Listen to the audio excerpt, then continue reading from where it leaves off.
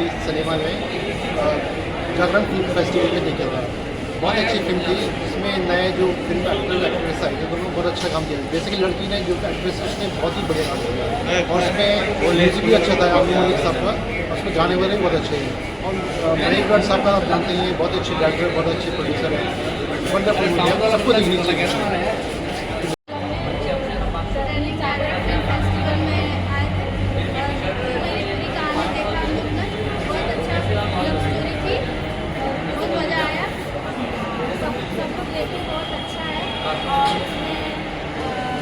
महेश भट्ट की फिल्म है और इसका गोल्डन काम हुआ है, बहुत अच्छा है। बहुत अच्छे लोग अच्छे से एंजॉय करिए।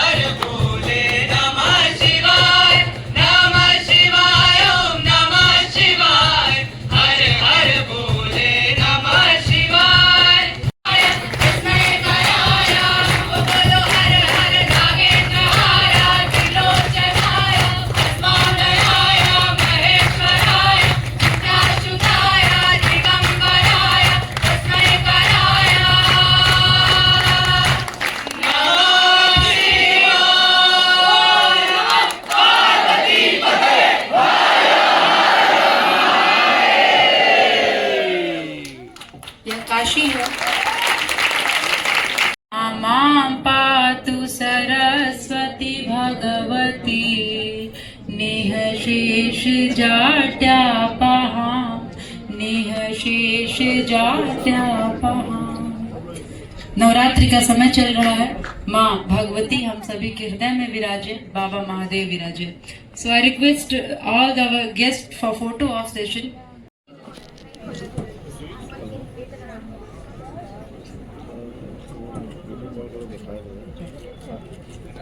श्री प्रतीक गांधी जी का स्वागत।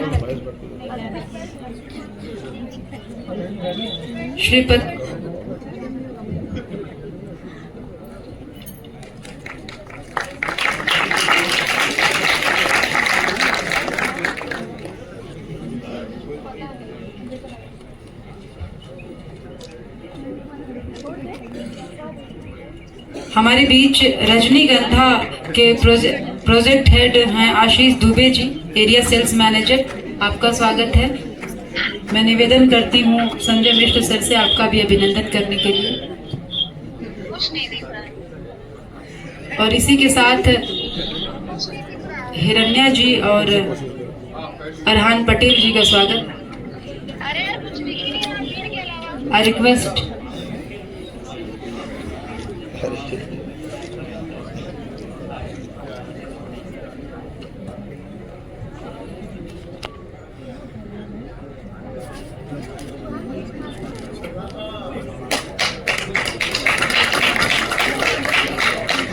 हिरण्या जी और अरहान पटेल जी का स्वागत।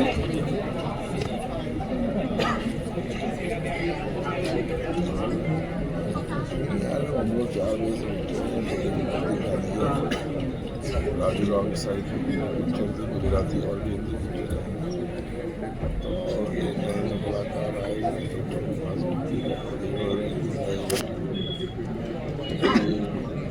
सुरिता दास जी के अभिनंदन के लिए मैं निवेदन करूंगी अंकुर चड्ढा सर से जी, project head Jagran film festival. Ankur Chadha sir, I request you please welcome Surita madam. And Rahul Wanchoo sir please.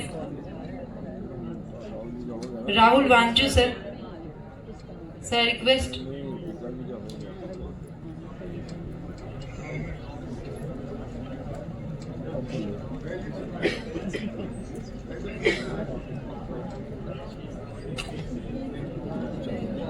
मैं सभी आगंतुकों से निवेदन करती हूँ मंच पर अपना अपना स्थान ले। I request all the dignitaries to take. So मंच पर मयंक जी को आमंत्रित करती हूँ। मुझे ऐसा लग रहा है ना कि जो लोग खड़े हैं वो थोड़ा बैठ जाएं। मंच पर बहुत खूबसूरत बातचीत हम सुनने वाले हैं। इनसे बिग स्क्रीन तक का सफर किया। मैं चाहती हूँ जोरदार तालियों से आप अरहान जी का स्वागत करें। बनारस में जोरदार तालियां अरहान पटेल जी। और इसके साथ सुरिता मैम का स्वागत, एक बार जोरदार तालियां सुरिता दास जी इनका, इन्होंने इस फिल्म को डायरेक्ट किया है जो फिल्म हम देखेंगे। इसके साथ हम हिरण्या जी का स्वागत एक बार जोरदार तालियों के साथ। और एक बार पुनः स्वागत करिए one of the legendary film maker Mahesh Bhatt sir, जिन्होंने सिनेमा को एक नया अर्थ दिया, सिनेमा को एक नई आंख दी। स्वागत है सर। और इसी के क्रम में बहुत खूबसूरत वार्ताकार, बहुत खूबसूरत क्रिटिक, अद्भुत व्यक्तित्वमय शेखर सर का स्वागत जोरदार तालियों के साथ। So I think now this is time for conversation. ये मेरा जीवन इसी पे आधारित है। 55 years ago मैं 20 साल की उम्र का था, 21 साल की उम्र का था जब मैं पहले आया था। मोगन सराय एक स्टेशन होता था, वहाँ उतरा था। सुबह नाम बदल गया है अभी। हाँ, बदल गया है, बहुत कुछ बदल गया है, शहर बदल गया है, मगर वो तहजीब अब तक वही है, हमारी वही है। वहाँ मैं उतरा था और यहाँ पर आया था अपने एक दोस्त के साथ में। हम जा रहे थे बोध गया फाइनेंस रूम में, तो उन्होंने कहा हमारे गुरुजी हैं जिनसे आशीर्वाद और एक क्वेश्चनिंग हमेशा रहा है, क्योंकि आई थिंक आज भी हो रहना चाहिए, क्योंकि नीति पे अगर आप यकीन रखते हैं तो कोई जीवन कभी सम पे आता नहीं। जो संपूर्ण हो जाता है वो तालाब है, गंगा बहती रहती है, वो कल को नकार देती है। So this was the essence of what I believe in. और फिर उस व्यक्ति ने हमको कहा उस दिन आओ, और उन्होंने एक अजीब चीज की मेरे मित्र को, हमारे दोस्त थे पोटेंशियल प्रोड्यूसर थे, अच्छा वो भी एक प्रोड्यूसर के बेटे थे। और आप जानते हैं मुंबई में रहकर फिल्म इंडस्ट्री का जिक्र जब होता है तो ग्लैमर के साथ एसोसिएशन होता है, पता नहीं बहुत सारा पैसा है, और वहाँ का दर्द और बाकी तन्हाई जो है।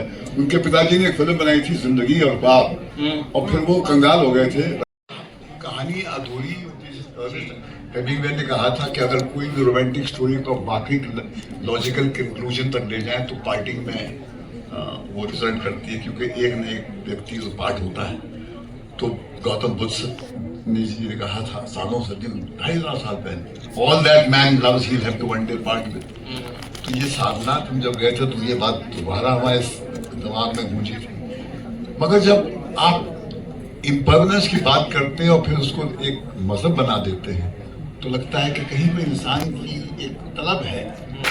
काशी में ये बात हो रही है, मेरा ऐसा मानना है, सिर्फ मेरा नहीं बट साहब मेरे जितने भी दोस्त हैं, जितने भी कॉलीग्स हैं, सबका मानना है कि फिल्म डायरेक्टर तो आप हैं ही, बट एक्चुअली आप गॉड मैन हैं भट्ट साहब। गाली मत दीजिए, ये मेरा अपमान होगा। मुझे आप फ्रॉड बोल दीजिएगा, गॉड मैन ना बोले आप। गैंगस्टर बोल दीजिए। गैंगस्टर तो आपने फिल्म बनाई भी है भट्ट साहब। यू नो, जब मैं देखता हूँ आपको हमेशा देखता हूँ, you're always with new people around you. You always surround yourself with new talents over the years. 2 नए एक्टर्स यहाँ देख रहे हैं हम, you know, and इनको जब देख रहा हूँ तो मैं सोच रहा हूँ कि just look at this man. चाहे आप अनुपम खेर ले लें, आप राहुल रॉय ले लें, आप जॉन इब्राहिम, मलिका शेरावत, जैकलीन फर्नांडिस भी ले लें, अगर आप अनुराग बासु, मोहित सूरी, कुणाल देशमुख, कुणाल खेमू, विपाशा, उनकी बात हो रही थी। It's incredible the number of young people जिनको आपने ग्रेविटेट किया है as not just a filmmaker but also creator। मतलब आपको एक बात बताऊं भट्ट साहब, मैंने कम से कम पिछले 4-5 साल में गुनगुनाई उनके काश हम में ये हिम्मत हो, हम इनकी बातें सुनें। इन्होंने बनाया है, मैंने जितना अरहान से सीखा है, ये मध्य प्रदेश के गांव से आया, ये बंगाल से 38 की एज में अपने घर का ढांचा जो है जो बसाया उससे अपने दामन अलग किया निकली थी। ये बच्ची ऐसी प्यास है इसकी एक्टिंग की कि हर स्कूल में जाती है, हर जगह जाती है। काश आप देखें इसकी परफॉर्मेंस, मैं तो उसको देखता ही रह गया कि what a miracle she is. तो I would say the age of reversement, this is what I believe. And finally फिर से दोहराऊंगा मैं, काश हम बड़ों में अनलर्न करने का जज्बाता हो, और काश इनमें ये प्रयास हो कि हम बड़ों से कुछ सीखें। बस यही चाहिए परिवार को। Kartik Kamai, tell us your Mahesh Bhatt story. हर मुझे लगता है ये मैंने इसलिए बोला, जब आपको जिंदगी में कुछ समझ में नहीं आए क्या करना है तो भगवान के भरोसे छोड़ दो। तो ये मैंने छोड़ दिया। अब मैं फर्स्ट ऑफ ऑल आप सभी का शुक्रिया अदा करता हूँ। सबसे पहले मैं इस धरती का शुक्रिया अदा करता हूँ कि इसने मुझे मौका दिया कि मैं अपनी फिल्म के पहले दिन, आज हमारी फिल्म रिलीज होने जा रही है जिसका नाम है तू मेरी पूरी कहानी, उसका मौका मिला इस पावन धरती से शुरुआत करने का। मैंने कभी जिंदगी में कल्पना नहीं की थी कि मैं इस इंडस्ट्री का हिस्सा हो पाऊंगा। मैं थोड़ी सी सर की बातें करता हूँ। मैं बहुत छोटे से शहर का रहने वाला हूँ, मैं गांव का रहने वाला हूँ वैसे, जिसका नाम है आखेड़ी। ये एक मध्य प्रदेश का एक छोटा सा विलेज है। मेरे पापा एक किसान हैं जो कांस्टेबल थे। इनॉग्रेशन करने के लिए सर आए थे। वो अब जिंदगी वो इंसान रहे नहीं दुनिया में। पीके डे सर के बहुत पुराने दोस्त है। उन्होंने पता नहीं क्या हुआ, उन्होंने जोर लगाई कि श्रीता नहीं तुम आओ, तुम्हारे पंडाल को सर को घुमा के दिखाओ। Nirbhaya was doing the rounds of, मैंने लगातार पढ़ी और मुझे लगा कि मैं अपने आप को बिल्कुल छल रही हूँ या झूठ बोल रही हूँ अपने आप को कि मैं राइटर बनना चाहती हूँ और बस कागज पे कुछ लिखती रहती हूँ। मैंने सर को कहा आप मुझे जो देंगे, जो लिखने के लिए देंगे, मैं अपने पूरे जी जान लगा के लिख दूंगी आपके लिए। मेरे पास कोई फॉर्मल ट्रेनिंग नहीं है। सर उस वक्त हमारी अधूरी कहानी लिख रहे थे। उन्होंने कहानी का कुछ नहीं बताया मुझे, बस मेरे जिंदगी से तालमेल खाती हुई एक बहुत मुश्किल दौर से गुजर रहे थे 7 सालों से। उन्होंने एक स्ट्रगलर की तरह कदम रखे कमरे में एंड बिल्कुल अपने आप को मेरे और श्वेता के साथ एक न्यू कमर की तरह उन्होंने जी जान लगा दी अपने सारे ट्यून्स बनाने में। तो यहाँ तक आके हमने बना ली तू मेरी पूरी कहानी है। तो 28 दिन में नहीं बनी है, 11 साल में बनी है तू मेरी पूरी कहानी। मेरी पूरी जिंदगी का मैंने जो भी निचोड़, जहाँ की एक औरत को डिसीजन लेना पड़े कि अपने बसे बसाए घर को आप चॉइस करोगे, टीम ने सिर्फ और सिर्फ प्यार दिया है। हमारे पास टेक्निक स्किल्स कुछ खास है नहीं, तो मैं बिल्कुल चैलेंज नहीं करूंगी कि we are very technically skilled. We have only given love, बहुत प्यार से बनाया है और मुझे लगता है जो हमने प्यार से बनाया है वो आपके पास जरूर प्यार से पहुंचेगा। Thank you.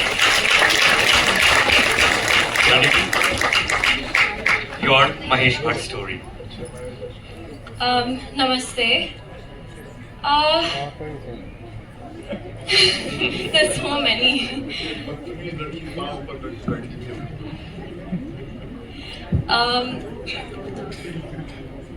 कभी कभी आप सोचते हो कि आपके अंदर ये हिम्मत कहाँ से आती है, करेक्ट? एंड देन मुझे नहीं पता मैं कैसे उस दिन बॉस के सामने ऐसे करके बैठ गई थी और मुझे नहीं पता कि मेरे अंदर वो कहाँ से हिम्मत आई। May be it was because उनके आसपास रहना was so comfortable that I could be myself. ये आई थिंक वो 2 मिनट मुझे पता भी नहीं था कि उस दिन मैं एक्चुअली महेश सर से मिल रही हूँ। रैंडमली मुझे माँ कहती है कि oh I think boss wants to meet you. I said okay, मुझे लगा होंगे कोई सीनियर बॉस, क्या पता। So I went into the room and she's like, boss, this is Hiranya. And I turned around and Mahesh Bhatt is sitting there. And I'm just like, hello, sir, nice to meet you. उस दिन हमने cinema के बारे में, character के बारे में कोई बात नहीं करी। उस दिन हमने लाइफ के बारे में बात करी। हमने बात करी कि जेन जी कैसे सोचती है और उनकी जनरेशन कैसे सोचती है। हमने बात करी कि लव स्टोरीज में लव है या learned in a film school. He taught me कि बिजली दिखने से पहले आवाज गूंजती है ना कड़कने की, सेम चीज एक्टिंग में भी होती है। पहले तुम्हारी आवाज आती है फिर तुम दिखते हो, तो पहले अंदर से वो अपनी आवाज लाओ और फिर एक्ट करो। और हर सीन के पहले पता नहीं कैसे, अब आप सोच लीजिए 28 दिन हमने कितने सीन्स करे होंगे, 2 घंटे 18 मिनट किया। It was so honest, it was so genuine, and somehow he took you right where you needed to be. हमारे सीन से पहले हम मैम के साथ ट्रेनिंग करते थे, वो हमारी लाइंस सुनती थी, श्वेता मैम हमारी लाइंस सुनती थी कि लाइंस ठीक है। मैम इंडिविजुअली आके हमारे वैनिटीज़ में हमसे मिलती थी, हमें सीन डिस्क्राइब करती थी, स्पेस डिस्क्राइब करती थी, हम सेट पे जाते थे, हम स्टेज करते थे सीन, और फिर आते थे boss. Like the encyclopedia that he is, there were so many stories that he came with. Wish ऐसे कंटिन्यूसली हमारी बातें रिकॉर्ड होती, क्योंकि मुझे कभी कभी मैं पापा को ये बोलती हूँ कि पापा इतना कुछ तो उन्होंने सिखाया, और मैं आपको बोलती थी बोला आज उन्होंने वैसा बोला, अब मुझे लग रहा है कि मैं भूल रही हूँ।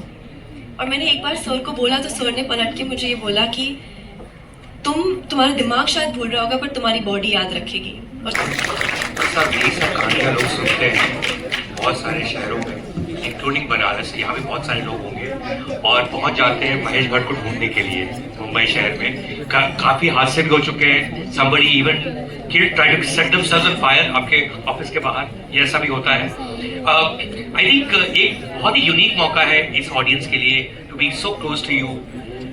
अगर आप कुछ एडवाइस देना चाहें for lot of people here जो फिल्मों में, because the world is also changed, जो शो बिजनेस था जब आपने शुरुआत की होगी as an assistant to Raj Khosla to now, देने के लिए आपको ट्रेंचेस में उतरना पड़ता है, आपको जमीन की हकीकत से जूझना पड़ता है।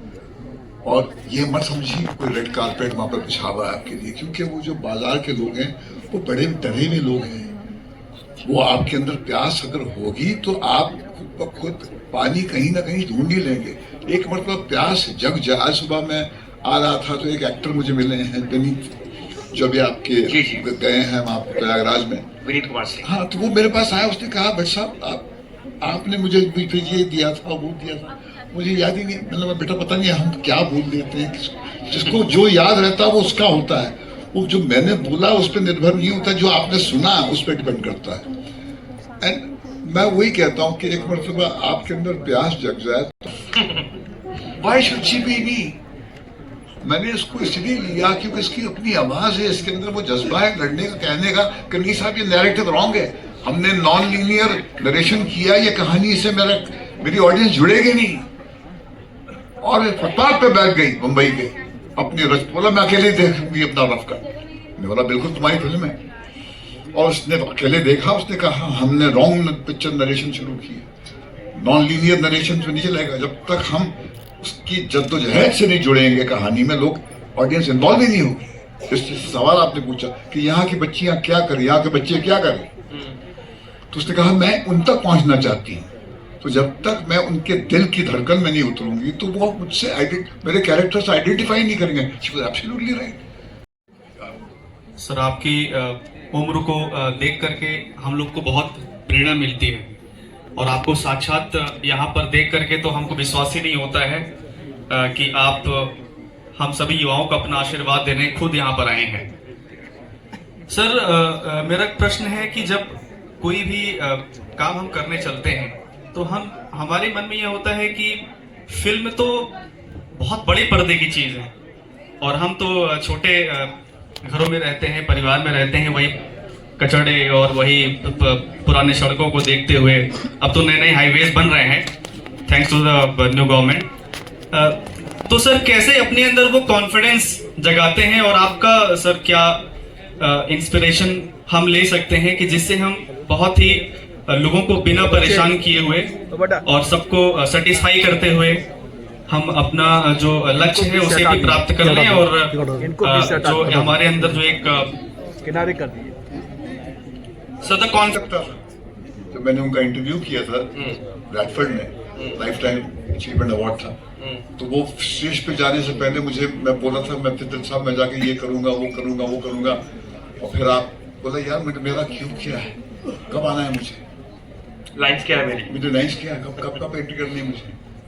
मतलब मैं डरावा आदमी, मगर मैं बोल रहा हूँ क्या ये आप उतर जाइए पानी में। तो मेरे जैसा इंसान जो है, जब मैंने कहानी शुरू की 20 साल की उम्र में हम आए थे यहाँ, किस रास्ते से पहुंच गए। फिर वो अपना जब वो टाइटैनिक का वो जो प्रोड्यूसर था वो आया था हमारे, जब हमने राष्ट्र बनाई थी, तो मैंने कहा था भैया कि मुझे तो इस बात अजीब लगता है मुझे कि 20th सेंचुरी फॉक्स हमको फाइनेंस कर रही है, हम कहाँ गए थे, बोध गया फाइनेंस ढूंढने, और आप आज हमारे घर पे आए पैसा देने के लिए, पिक्चर बनाने के लिए।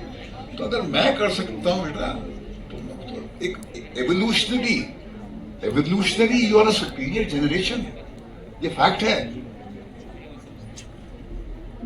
कुदरत जो है अपने आप को इंप्रूव करती है, कीप्स ऑन इंप्रूविंग इटसेल्फ। अब अगर आप छलांग मारने से पहले पूछेंगे मैप किया है, घर से निकलो रास्ता नहीं मिलेगा।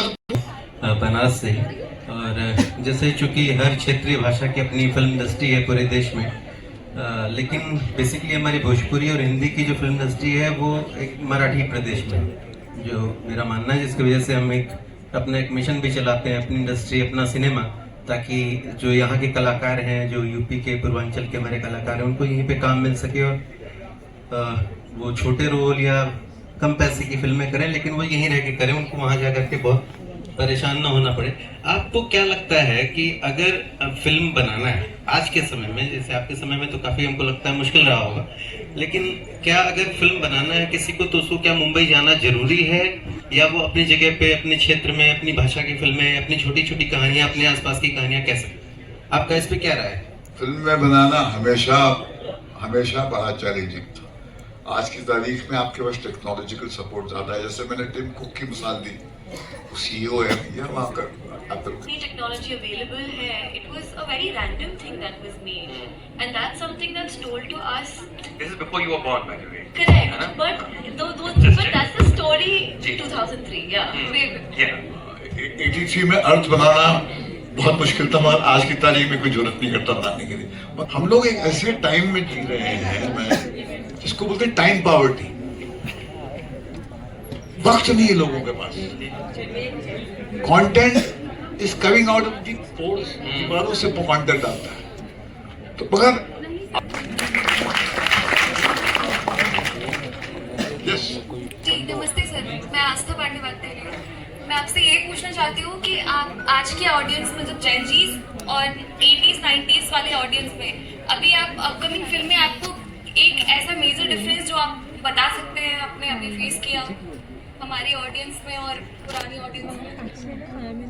देखिए, मुझे तो लगता है कि जो अक्सर कहा जाता है कि आज की जो जनजी ऑडियंस है गहराई नहीं है, बड़े सुपरफिशियल है। मैं डिसएग्री करता हूँ। मुझे लगता है कि इस बच्ची 22 साल की है,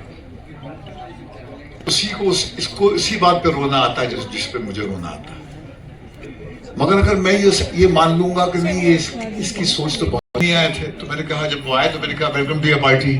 तो सब मालूम पड़ा कि शेखर कपूर आने वाले थे, वो कहीं और उन जमाना के घर पे पहुंच गए थे। तो मैंने कहा, वो तुमको लिख के भेजा था आपने ना इन्विटेशन में, तो वो तो पढ़ता कौन है आजकल? कोई इन्विटेशन पढ़ता भी नहीं है आजकल। आप कुछ अपनी धारणाएं बनाई भी आपने। तो मेरा ये मानना है कि आज के जनरेशन में ऐसी कोई कमी नहीं है, मगर हाँ, you are an impatient. Get to the point first. मैं जब बात करता हूं तो मेरे बच्चे बोलते हैं, dad what are you trying to say? अरे बेटा रुक जा, मुझे बात समझाने के। प्रोड्यूसर आपके सामने, आपने काफी लंबे समय तक हॉरर स्टोरीज में भी काफी चीजें बनाई। आज की जो जनरेशन है, मतलब आपने अभी लव स्टोरी लिया, लेकिन अभी कुछ हिस्ट्री के बेसिस पे लिया। आपकी सर नेक्स्ट कभी हिस्ट्री पे कोई फिल्म आने वाली है हिस्ट्री के बेस पे? आगे हाँ, एक यही फिल्म बना रही है, एक नई फिल्म बना रही है, माँ और बेटे की एक कहानी है, जिसमें ये पूजा मेरी बेटी को इन्होंने कास्ट किया। इन्होंने ये इनकी पोस्टर गर्ल फैन हमेशा, तो वो एक बहुत ही इंटरेस्टिंग कहानी। सबसे खास बात काशी की है कि परफॉर्मेंस बाद में होगा, परफॉर्मेंस के पहले भी चल रहा है थिएटर में, and that is how it should be. Ladies and gentleman, thank you very much. भाई साहब, थैंक यू सो मच।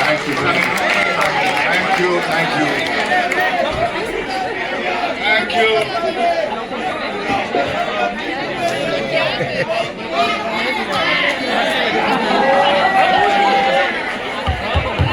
एक बार जोरदार तालियां।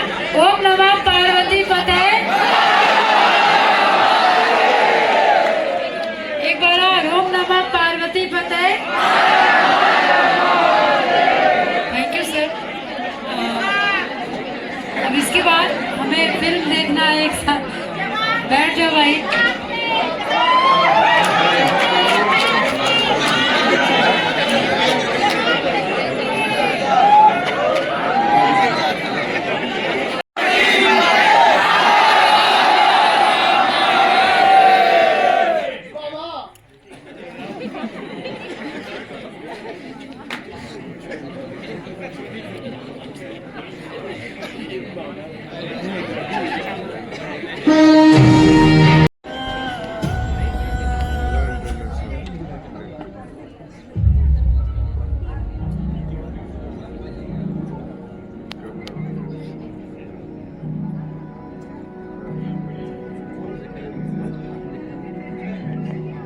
एक्सक्यूज मी जिसमें तू ना हो मेरा कैसे जिएगा मेरे बिना तेरे गम के सितारों से जिंदगी ये सजानी है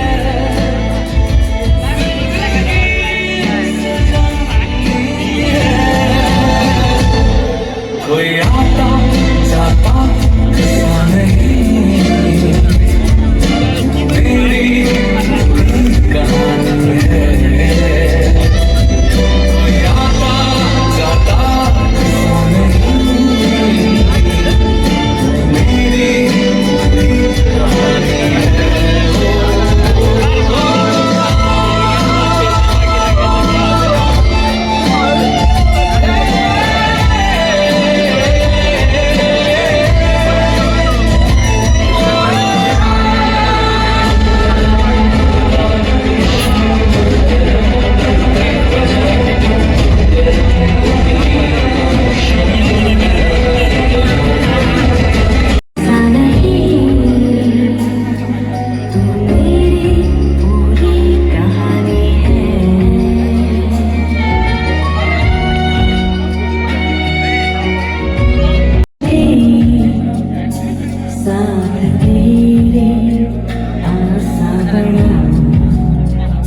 सवालों से भी घिरी जिंदगी तू है जवाबों की रोशनी भटके हम गलियां गलियां हम जाने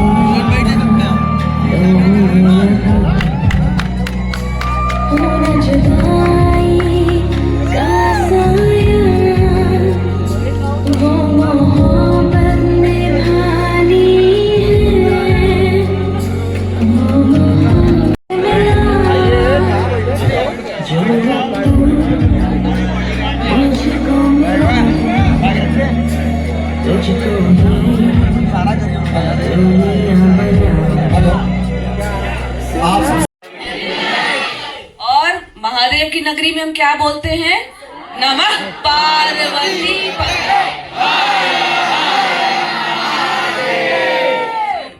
मेरे एनर्जेटिक बच्चों, मजा ही आ गया। तो दोनों फिल्में देखी हमने। बहुत सारी बेनिफिट्स मिलते हैं मैम, जैसे कि हम ऑक्सीजन लेते हैं और भी हमारे इन्वायरमेंट के लिए अच्छा है, और मैम सॉइल के लिए, वरना सॉइल इरोजन भी हो सकते हैं। इतना अच्छा जवाब दिया। क्या नाम है बेटा? मैम जीविका मौर्य। जीविका मौर्य के लिए तालियां हो जाए। तालियों में कंजूसी तो मत करो, मतलब जवाब नहीं दे रहे हो तो तालियां तो बजा दो। माइक है? हाँ माइक है, देखो मैम के पास में, आप हाथ उठाओ इधर। Okay,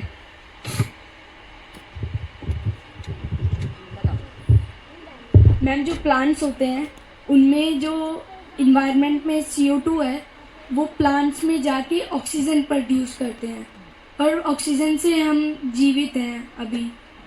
without oxygen no life can be live. तो ये पता चल गया कि संसार में रहना है, संसार को एग्जिस्ट कराना है, जिंदा रहना है, तो हमारे को पौधे, प्लांट, ये सब ज़रूरी है। बेसिकली हमें अपना एनवायरनमेंट पोल्यूशन फ्री रखना है। तो ये सब तुम लोग की जिम्मेदारी है, तुम लोग मतलब बच्चों की जिम्मेदारी है कि एटलीस्ट टीचर्स के साथ, पेरेंट्स के साथ मिलके 10-10 प्लांट्स लगाओ एक साल में। ऐसा हो सकता है? हाँ, कितने पौधे? JFF लिटिल लाइट्स में आज मेरे पास जितने मेरे बच्चे बैठे हैं वो प्रॉमिस कर रहे हैं 10 प्लांट्स इन 1 ईयर लगाएंगे। पक्का ना? प्रॉमिस करो, प्रॉमिस। ठीक है, thank you so much and over to Dharmendra ji. Thank you. बड़ी मुश्किल से पढ़ाई करते हैं और कोई एनजीओ उनको पढ़ाता है ना? एक बार पहले इनके लिए जोरदार तालियां हो जाए। और बहुत छोटे बच्चे हैं लेकिन इनके जवाब कितनी जल्दी जल्दी आ रहे हैं, आप लोग को सोचना पड़ रहा है। सोचो आपकी सारी सुविधा आपको मिलती है घर में, बस से आते हो, टिफिन मिलता है, बॉटल अच्छे हैं, किताबें अच्छी हैं, ड्रेस अच्छे हैं, नहाने को अच्छा मिलता है, लेकिन ये बच्चे कैसे अपनी तैयारी करते होंगे सोचो। लेकिन इनके जवाब देखो, वाकई दिल खुश कर दिया। आप लोग के लिए जोरदार तालियां हमारी तरफ से। चलो बैठ गई बेटा, बैठ गई, बैठ। चलो थैंक यू। एक बार ना फिर से हम लोग हाथ उठाते हैं, जल्दी बैठो बेटा, जल्दी से। और हाथ उठाने का दो चीज होता है, एक तो अटेंडेंस लगाते समय पहले एक हाथ उठा लो कि अटेंडेंस लग गया आपके, फिर दूसरा हाथ इसलिए कि हम जहां पे रहते हैं वहां पर क्या करते हैं, भगवान को याद भी करते हैं। तो एक बार आप आगे क्या बोलते हैं, जल्दी से बोलो तो। कौन बोलेगा, जल्दी आ जाओ, कोई बच्चा आ जाए। आ जाओ, जाओ जाओ जाओ जाओ जाओ।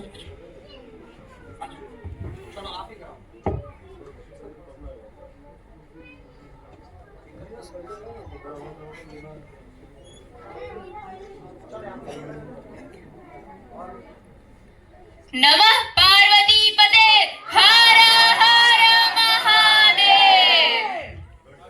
एक मिनट रह गया है, थोड़ा सा कंफ्यूजन जो आप बच्चे जो है प्लीज हाथ उठाएं, काशी में है ना। अब हम मैडम से आवाज लगवाते हैं, मैडम बड़ी तेज। A arte, cultura e comunicação. Eu fui conselheiro estadual dos direitos da pessoa com deficiência, que é um órgão colegiado, onde lá se encontram representantes do governo e representantes da sociedade civil. Foi uma passagem muito interessante com relação à garantia de direitos. Audiodescrição e inclusão. E acho que a audiodescrição precisa ocupar o seu lugar como elemento preponderante de inclusão social, uma política pública para colocar em pé de igualdade as pessoas. O fato das pessoas terem uma deficiência não pode ser um elemento que mantenha aquela pessoa no anonimato, na invisibilidade. Enxergar com as mãos. Essa coisa generalizada nos leva a alguns abismos. Eu, por onde passo, chego num hotel e percebo que eles têm algum recurso.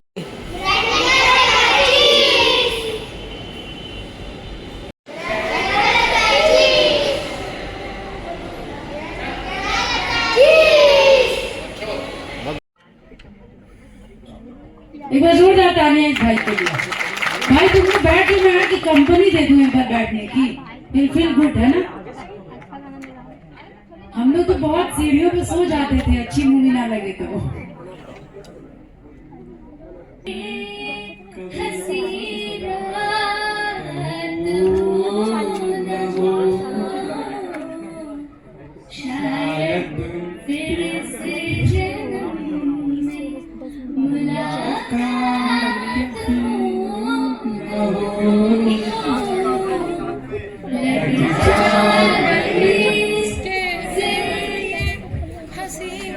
क्या बात है, जोरदार तालियां, है ना। एक दोस्त ने दूसरे दोस्त को फंसा के बुला लिया। और बेसिकली इन्होंने जो गाना गाया, हम उसमें, आपने गाना क्या गाया?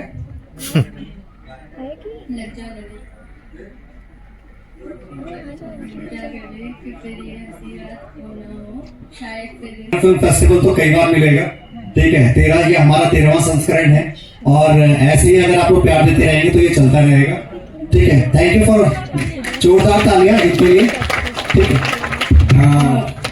पुनीत सिंह के विनीत सिंह भाई, मेरे कम से कम राइटर इतनी मेहनत करता है, उसका नाम मतलब विनीत सिंह जी बहुत अच्छे एक्टर हैं। और आपके लिए खुशी की बात है कि आपके बनारस से विनीत जी निकले।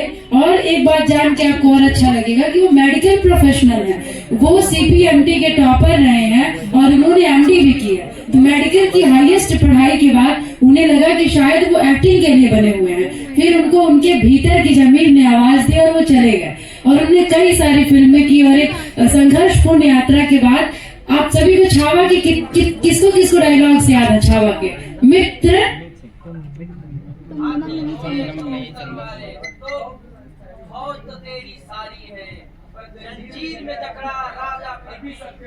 सब पे भारी है, जोरदार तालियां।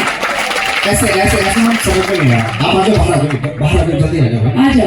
बनारस के लिए बहुत चीजें मायने रखते हैं। जैसे बोले मैडम सुशांत सिंह को जैसे हम लोग याद करते हो, बनारस के लिए हमारे हाथी घोड़े तोप तलवारें, हाथी घोड़े तोप तलवारें, फौज तो तेरी सारी है, पर जंजीर में झगड़ा राजा मेरा, फिर भी सब पे भारी है। जंजीर में झगड़ा राजा मेरा,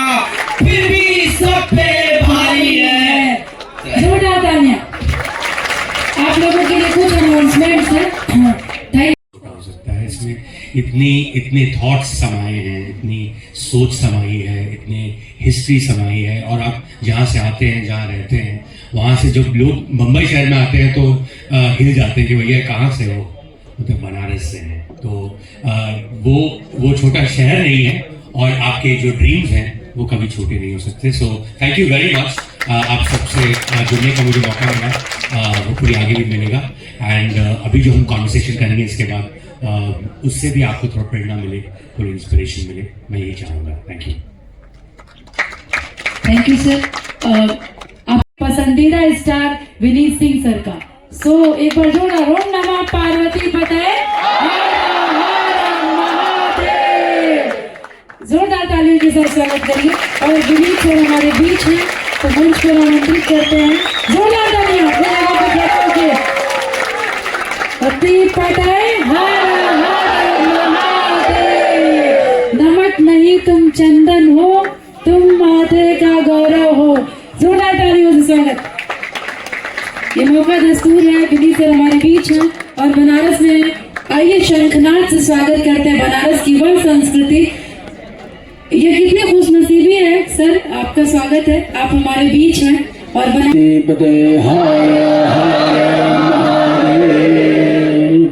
और ओमिदं विष्णु चक्रमे त्रेधा निधते पदं माशमोडं स्वभागुं सुरे स्वाहा। कृष्णाय वासुदेवाय हरे परमात्मने प्रणतः क्लेशनाशाय गोविंदाय नमो नमः। सानन्दमानन्दमनेव शन्तम् आनन्दकन्दं मतपादबन्धं वाराणसीनाथमनाथनाथं श्री विश्वनाथम सर्वभूते नमः। पार्वती पते हर हर महादेव।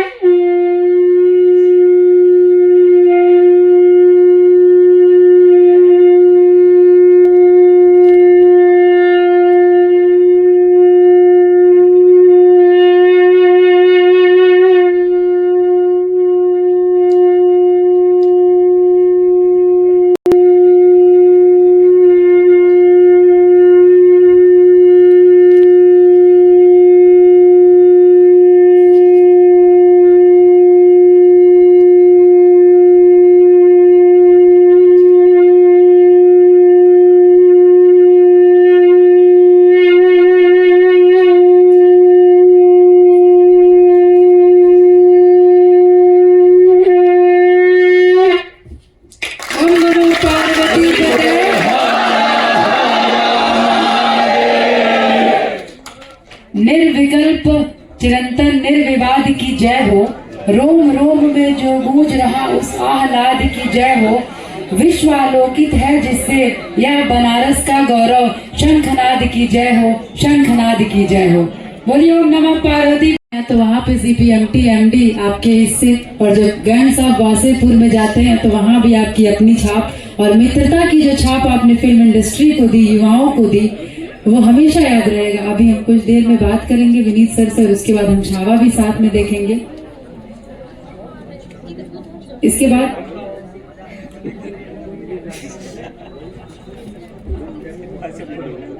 मयंक जी का स्वागत राहुल वांचित सर और संजय सर से निवेदन है। सर बनारस में हम लोग पान भी जोड़ा खाते हैं, तो स्वागत भी हम जोड़े में करते हैं। तो स्वागत करने के लिए संजय सर और राहुल सर से निवेदन है। एक बार किसको डायलॉग बोल रहे थे, कब से उठ के बोलो भैया।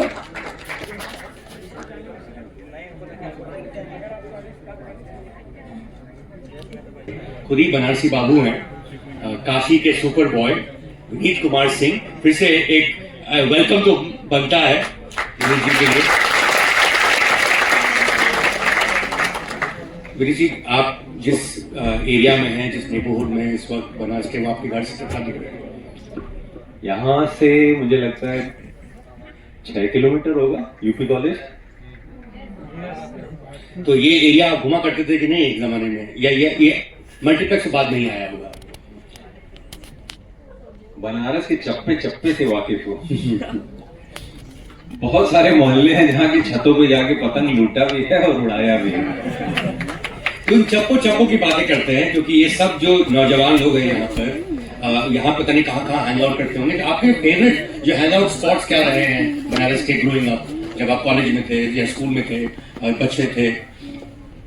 मणिकर्णिका घाट मुझे एक अद्भुत आकर्षण वहां पे महसूस हुआ, और जब भी जीवन में लो फील करता था तो घाट पे जाके बैठ जाता हूँ चुपचाप, और जहाँ चिता जलाई जाती है। हाँ, जहाँ आग कभी बुझी ही नहीं, आप लोग तो वाकिफ हैं।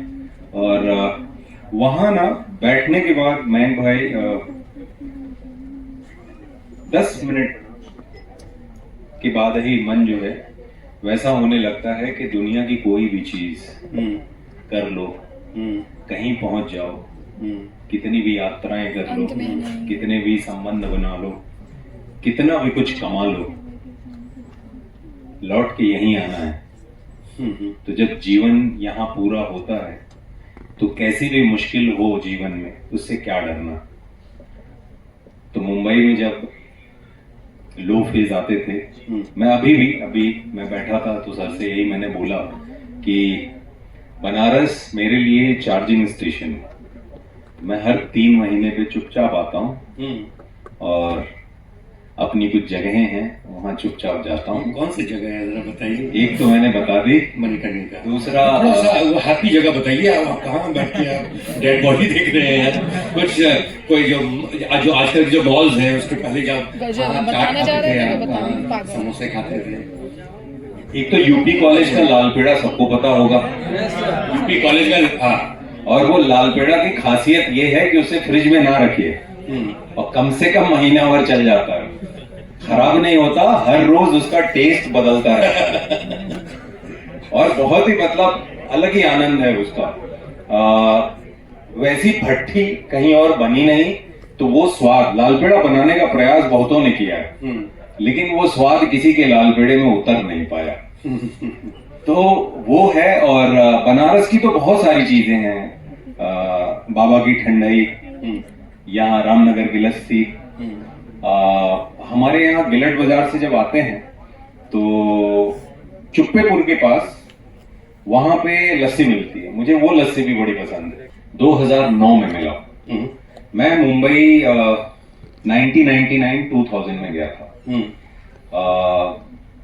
कोशिश करता रहा लेकिन 2009 में मिलने के बाद मामी फिल्म फेस्टिवल में हमारी मुलाकात हुई और उस दिन किस्मत मेरी साण थी कि फेस्टिवल में ऐसा हुआ कि वो जब एक कोरियन फिल्म दिखाई जा रही थी और थिएटर पूरा भरा हुआ था, फन रिपब्लिक। मैंने उनको देखा, he was looking for the seat, तो उनके सीट मिलत ना रहे। हमारी नौकर है कि भाई कैसे करके इनके हाथ पकड़ ला। तो मैंने उनको अपनी सीट ऑफर की, लेकिन उन्होंने मेरी सीट ली नहीं क्योंकि उनको ये समझ में आ गया कि ये अपनी सीट मुझे दे रहा है। अब मेरा ध्यान इसी पे था कि यार एक मौका आया और वो चला गया। खैर वो फिल्म खत्म हुई तो जो फन रिपब्लिक है जहां पे ये फेस्टिवल था, जहां पे ये वाली फिल्म दिखाई जा रही थी, वहां पे खाने के लिए एक ही वहां उस समय था, 2009 की बात कर रहा हूं, मैकडी। तो मैं 5 मिनट पहले, मेरा अपना कैलकुलेशन, बनारसी थोड़ा कैलकुलेट कर लेते हैं, है ना, तो 5 मिनट पहले फिल्म खत्म होने के मैं वहां पहुंच गया क्योंकि 3 दिन बज रहे थे। मुझे ये था कि अगर मैं ये 4-5 मिनट की लालच में पड़ा तो खाना छूट जाएगा, क्योंकि ये सारे के सारे छूट के सीधे मैकडी पे पहुंचेंगे और 150, 200-300 लोगों की लाइन लगेगी। तो मैं पहुंचा, मैं हार्डली मेरे आगे 10 लोग रहे होंगे और 2-4 मिनट बड़ा योगदान अनुराग सर का है। उन्होंने एज एन एक्टर मेरे अंदर बहुत कुछ उनके साथ काम करते हुए अनफोल्ड हुआ, बहुत सारी चीजें मुझे सीखने और समझने को मिली। तो एक भाई वाला रिश्ता अपने आप ही ग्रो करके डेवलप हुआ। इनफैक्ट अनुराग कश्यप की जो नई फिल्म है उसमें भी आप हैं निशांत जी, अगर आप लोगों ने नहीं देखी है तो जरूर, एक्चुअली फेस्टिवल पर नहीं चल रही होगी बट थिएटर्स में तो चल ही रही है, आप जरूर देखें। 2000 में आप पहुंचे हैं बम्बई, कैसे पता नहीं चलता आपकी कौन सी यात्रा या आपकी कौन सी मुलाकात किसके जीवन में रोशनी भर दे, कुछ पता नहीं चलता। तो बस वो जरिया महेश भट्ट सर बने और फिर वहां मैंने कई सारे काम किए, धोखा, जन्नत, जश्न, क्रूक्स। भूमिकाएं छोटी थी लेकिन एक वजह मिल गई वापस आने की, बॉम्बे में रहने की, और बस रह गया फिर से। मैं काफी साल बाद जागरण फिल्म फेस्टिवल में खुद आ रहा हूँ, thank you Rahul and team. But जब मैं पिछली बार, मुझे याद आ रहा है जब मैं बनारस में था, जागरण फिल्म फेस्टिवल था, 2018 की बात कर रहा हूँ मैं, और हम दोनों साथ में मिले थे, एक सेशन किया था DLW। Ji ji. एंड उसमें खास बात ये हुई थी कि कहानी आपकी स्ट्रगल की थी, बट पिक्चर जो हम बात कर रहे थे वो था मुक्काबाज। एंड कहीं ना कहीं कंक्लूजन उस कहानी का ये था कि अब स्ट्रगल खत्म, अब बंदे मुक्काबाज था। और ये क्लाइमेक्स है, और अब इस क्लाइमेक्स के बाद नई फिल्में बनेंगी। वो बदलाव आया है नहीं, वो चेंज आया है आपके इर्द गिर्द। Take it to the journey, मतलब वो बिकॉज इतने साल का स्ट्रगल, और जब लगा कि स्ट्रगल खत्म, बट एक्चुअली खत्म नहीं हुआ, और उसके बाद आप ये फिल्म करते हैं, सडनली जब लोग आपकी तरफ अलग तरीके से देखते हैं, वो कैसा लगता है? बहुत ही अद्भुत है ये पूरा अनुभव। एक्चुअली मुझे लगा था मुक्काबाज के बाद की चीजें हो गई, लेकिन हुई नहीं थी क्योंकि वो इंटरवल था। उसके बाद बहुत सारी चीजें मुझे सीखने और समझने जरूरी थी, लोगों के दिल में उतर गया है। तो वो जो प्रेम है वो मिल रहा है, और कोई भी कलाकार इस दिन के इंतजार में रहता है कि ऐसा कुछ हो। और 2025 महादेव ने मेरा स्क्रीन प्ले लिखा है इस साल।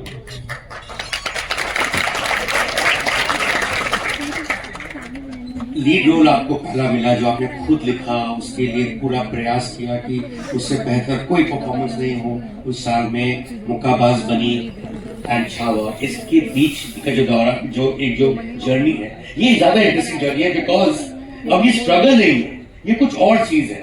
तो ये क्या सीख रहे थे आप उस समय? ऐसा लगता था कि सब हो गया है, शायद उसकी वजह से या जो भी और दूसरी वजह रही हो, कोई भी फिल्म उस कैपेसिटी में आई नहीं मेरे पास। फिर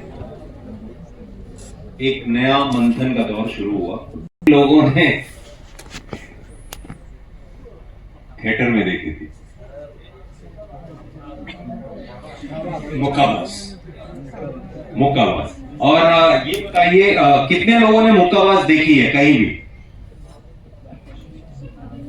ये जो फर्क है वही आपको बॉक्स ऑफिस, यही कि जब ये नहीं जाते, आप अपने कलाकार को पहचान नहीं पाते, आप जिस तरीके से आप अपने जीवन में कहीं मेहनत कर रहे हैं, अगर वैसी ही कोई मेहनत करके कहीं जाता है, कैनवस पे कोई चीज बनी नहीं होती, और आपके हाथ में जब पेन या ब्रश दे दिया जाता है और कहा जाता है कुछ उकेरिए, तब आपको समझ में आता है कि एक सादा कैनवास कितना डराता है। और जब आप तैयार नहीं होते तो आपके हाथ कांप जाते हैं। आप जब सेट पे एज एन एक्टर पहुंचते हैं और आप के डायलॉग्स आपको पता होते हैं लेकिन आपकी तैयारी पूरी नहीं होती, तो मैंने हाथ पांव कांपते देखे हैं लोगों को। तो ये अचानक नहीं होता। मैं कभी भी बात होती है तो मैं यही बोलता हूं कि आप मेरा जो 40 दिन ले रहे हैं शूट के लिए, ये 40 दिन नहीं, ये 40 दिन के पीछे मेरे 2 डिकेड से ज्यादा की मेहनत है, उसके निचोड़ के ये 40 दिन है, तो उसका एक मानदेय है, वो मैं लूंगा। क्योंकि लंबे समय तक वो मानदेय नहीं मिला। हाँ तो लेता हूँ। बट जो शुरुआत जो होती है वो जो एक्टिंग कीड़ा जो कहते हैं वो तो फिल्मची होंगे तभी तो होती है ना। जब आप बनारस में होंगे बचपन में कहाँ देखा करते थे आप फिल्म यहाँ पे? सब जगह। पहले तो मतलब आनंद मंदिर, साजन, ये सब मतलब सिंगल स्क्रीन हुआ करती थी। बाद में मल्टीप्लेक्सेस वगैरह आए। पुष्पराज था शिवपुर में, साजन, आनंद मंदिर, नटराज, सुशील, मजदार, सब बहुत सारे थे। अब सब धीरे धीरे। तो अर्लीस्ट मेमोरी क्या है आपका जब आप बनारस में फिल्म देखने गए और देखा, ये किसी को देखा या फिल्म को देखा, भाई मुझे भी उसी में जाना है, उसी पर्दे में घुसना है अंदर? ये अमिताभ बच्चन साहब की फिल्म जब सरस्वती पूजा पे पर्दे पे कॉलेज में दिखाई जाती थी, तो पर्दे पे मैंने फिल्म देखी थी। और कौन सी फिल्म? उनकी पहली फिल्म मैंने देखी थी दीवार। और पता नहीं, ये पूरी विधा में ना एक ऐसा लगता था कोई चुंबक है जो मुझे खींच रहा है। जैसे चुंबक अगर आसपास लोहा हो तो लोहे को खींचता है, तो मैं महसूस करता था। और ये बड़ी कम उम्र से ही मैंने महसूस किया और बस मन बना लिया था कि जाना उधर ही। कोई भी फिल्म देखता था तो ऐसा लगता था जादू है और इस जादू का मुझे हिस्सा बनना है। और प्रैक्टिकलिटी में अगर देखा जाए तो कोई भी ऐसी चीज नहीं थी जो इसको प्रमाणित करती हो कि मैं जो सपना देख रहा हूं वो पूरा हो सकता है। प्रैक्टिकली कोई ग्राउंड नहीं था, घर में कोई था नहीं, जानने वाला कोई था नहीं, सपना था। लेकिन जब दिल लगा के आप सपना देखते हो, उसके पीछे लग जाते हो तो कुछ हो जाता है। और ऐसे ही कुछ होता चला गया। होती नहीं थी बिकॉज पुल बंद रहता था, तो उसको लांग के मैं अंदर जाता था। अपने औजार क्या, रस्सा, स्केटिंग और माइक। और ऐसे करके मैंने स्केटिंग सीखी। और ऐसे ही छोटी छोटी चीजें, जैसे घुड़सवारी के लिए तो मालूम ही नहीं था, छोटा था।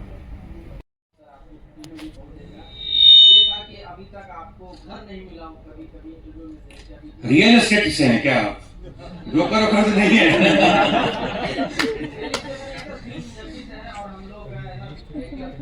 ऐसा प्लेटफॉर्म बनाया सर जहाँ पे पब्लिक भी आपकी फिल्मों में पैसा लगा सकती है सर। उसका नाम है फेनली फाइनेंस। तो पता नहीं सर ये नया चीज है, ट्राई हम लोग कर रहे हैं कि लोग डायरेक्टर बनना चाहते हैं, सब लोग एक्टर बनना चाहते हैं, डायरेक्टर बनना चाहते हैं, प्रोड्यूसर गांव के लोगों को हम लोग बनाना चाहते हैं कि कोई आदमी किसी फिल्म के लिए 200, 500, 2000, 5000 रुपया लगा सके सर। ऐसा हम लोगों ने एक प्लेटफॉर्म बनाया जिसका नाम फेनली फाइनेंस है। ये नवनीत जी हैं सर, ये हमारे साथ हैं, स्वीडन से आए हुए हैं ये। इनको भी फिल्म हीरो बनने का शौक था। मुंबई में इन्होंने भी अपना 2-3 साल गुजारा, वहाँ पे लोगों ने इनको खूब पैसा काटा, कोई 10,000 दे दो, 20,000 दे दो, हम आपका कुछ करा देंगे। ये नवनीत जी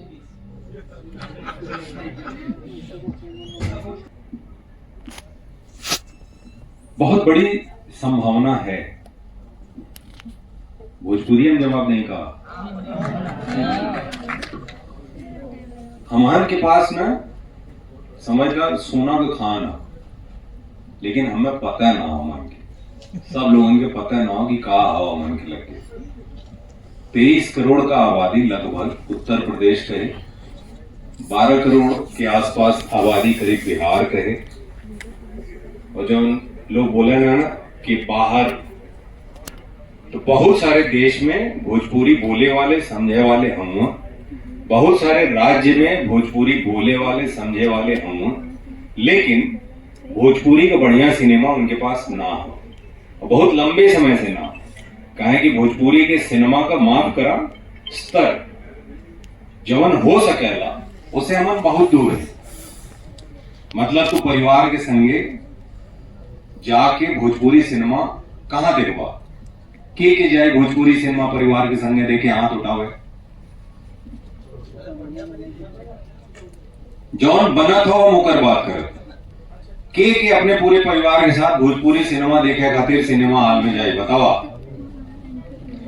जबकि भोजपुरी के आवाले हाथ उठावा।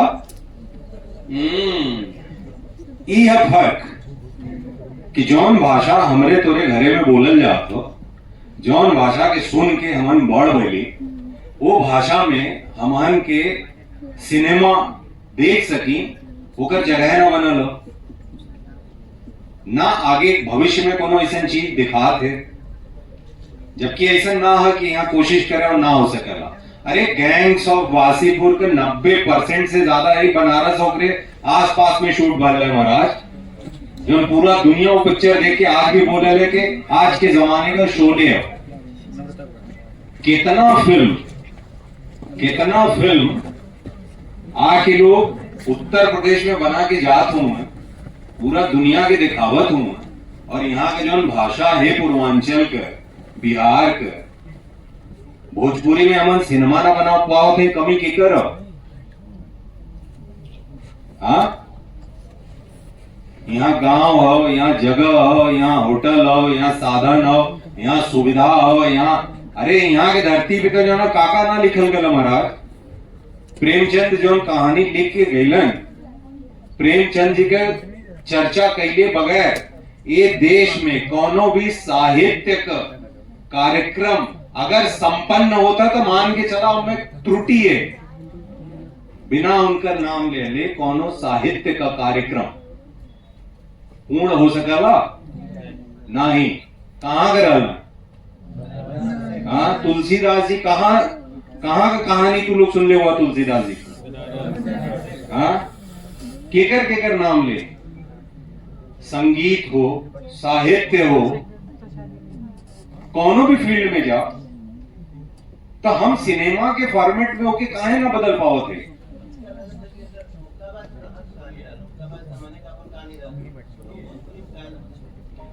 मुक्काबाज से अचानक से ना हुई ना, मुक्काबाज तो हमें निकले रही 18 साल के बाद एक पिक्चर कर रहे थे, होके जाके हम भोजपुरी में कर दें, फिर तू लोग अइबा नहीं, अब तो बतैला ना अइबा। ओकरे बाद तो ही मेरे बोला विनीत भैया एकदम पागल ना लगा साला, एक 18 साल के बाद तू पिक्चर बनवाला, वो बना देला भोजपुरी में, थोड़े जैसे पतलू लगी तो देखली ना, यह बोलवा ना। जब अचानक बदलाव जो है ना, अचानक नहीं आता, बदलाव के लिए मन बनाना पड़ता है। कुछ करूंगा चल रहा का? अभी पार्टनरशिप का ऑफर देता हूं, बताओ। रुका, होएगा। हाँ, राधे राधे विनीत सर। राधे राधे। मेरा नाम प्रिंस कुमार सिंह है, मैं ही बनारस का रहने वाला हूँ। मेरा सर एक क्वेश्चन है, कह लीजिए, मैं आपसे उम्मीद करता हूँ शायद आप कुछ उसका सोल्यूशन निकालेंगे। आप बनारस से हैं और मुंबई में वेल सेटल्ड हैं, तो मैं ये देखता हूँ कि बनारस के जो भी कलाकार हैं मुंबई जाते हैं, 2 महीने 4 महीने में वापस आ जाते हैं। तो कोई एक ऐसा प्लेटफॉर्म बने कि बनारस कहीं के भी कलाकार मुंबई जाए तो वहाँ वो संघर्ष करते हुए अपना जीवन यापन कर सके, मतलब एक आय का जरिया उनका बन जाए, मतलब पार्ट टाइम में। तो कुछ ऐसा मतलब होना चाहिए कि कलाकार को वापस ना आना पड़े। ये बहुत बड़ी समस्या है, मैं जाते देख पा रहा हूँ। ये मुझे मेरी पुरानी सोच की तरफ ले गया था। जब मैं पहले स्ट्रगल कर रहा था शुरुआती दौर में, तो मैंने ये सोचा था, मयंक भाई आप भी सुन के हंसोगे, कि यहाँ 3-4 मंजिल का एक कोई बिल्डिंग बनाएंगे, उसमें सब स्ट्रगलर रहेंगे।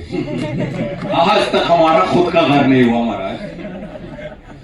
वो कठिन है शहर, वो लड़ाई आपको लड़नी पड़ेगी, और आप अगर किसी के भरोसे जाएंगे तो बहुत जल्दी आपको वापस आना पड़ेगा। आप अपने भरोसे जाइए।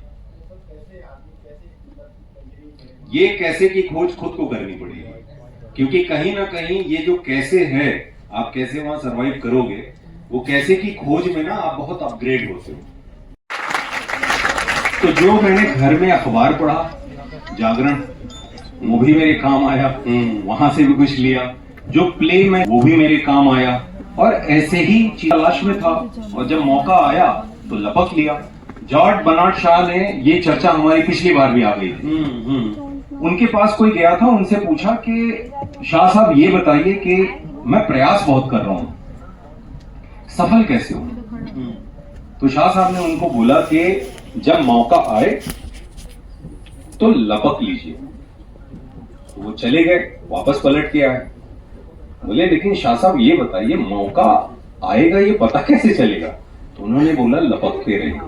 क्या बात यार होती है तो रास्ते में कुछ भी आए वो अपने लिए कुछ रास्ता बना के आगे बढ़ जाती है, और वही मैं करता गया। और इतना प्लान नहीं था मेरे पास, इस वजह से थोड़ा वक्त भी मुझे ज्यादा लगा। मैं बिल्कुल ये नहीं मानता कि कोई क्रिएटिव बंदा है या क्रिएटिव फील्ड में आप काम करते हैं तो आप पढ़ाई में कमजोर होंगे, ऐसा बिल्कुल नहीं है।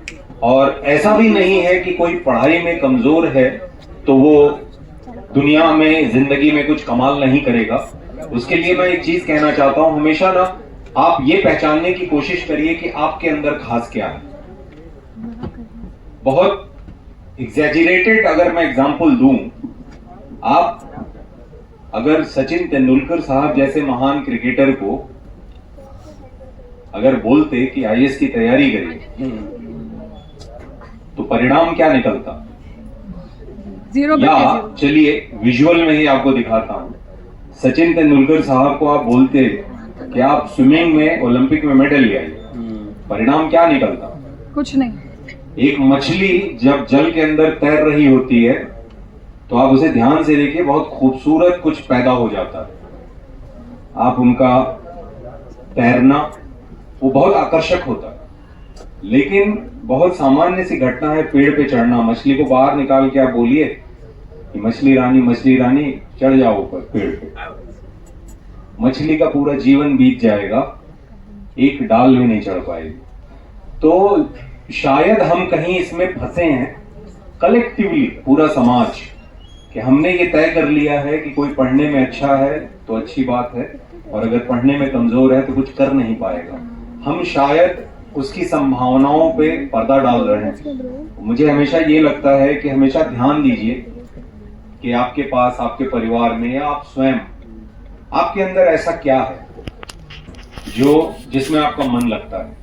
क्योंकि जिस चीज में आपका मन लगता है उस काम को करने में थकान नहीं होती, उस काम में जो जद्दोजहद होती है उसके एक बड़े हिस्से को आप खुशी से झेल जाते हो। और जिस काम में मन नहीं लगता, अगर उस काम को दे दिया जाए तो आप घंटे भर में आपको ऐसा लगेगा कि ताकत किसी ने खींच ली। तो ये वैसी सी चीज है। मुझे वहां जाना था तो मुझे ये समझ में आया, पढ़ाई वढ़ाई के पीछे भी मैं बता देता हूँ रहस्य क्या है।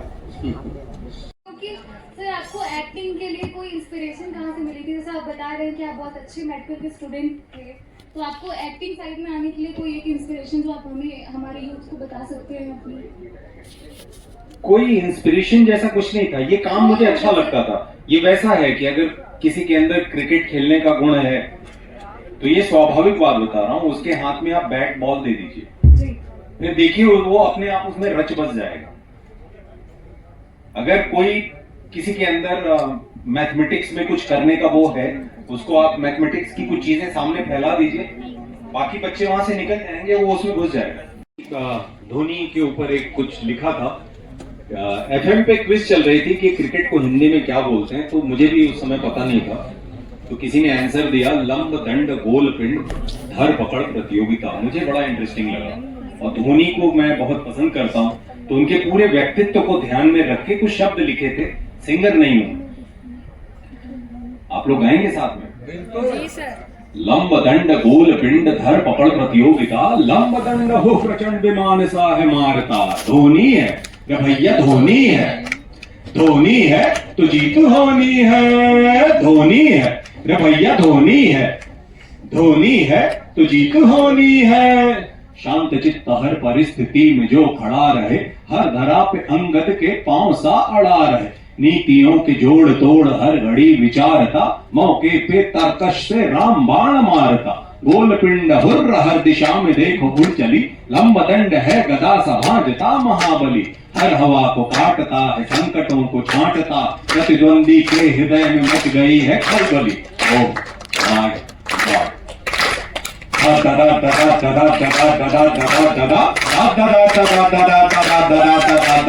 धोनी है कि भैया, धोनी है, धोनी है तो जीत होनी है, धोनी है कि भैया, धोनी है, धोनी है तो जीत होनी है।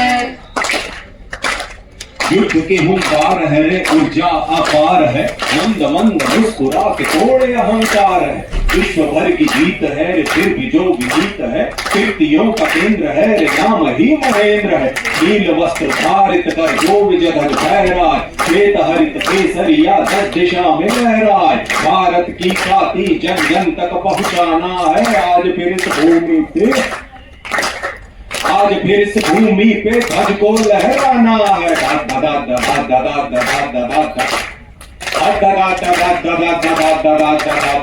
धोनी है रे भैया, धोनी है, धोनी है तो जीत धोनी है, धोनी है रे भैया, धोनी है, धोनी है तो जीत धोनी है। धन्यवाद।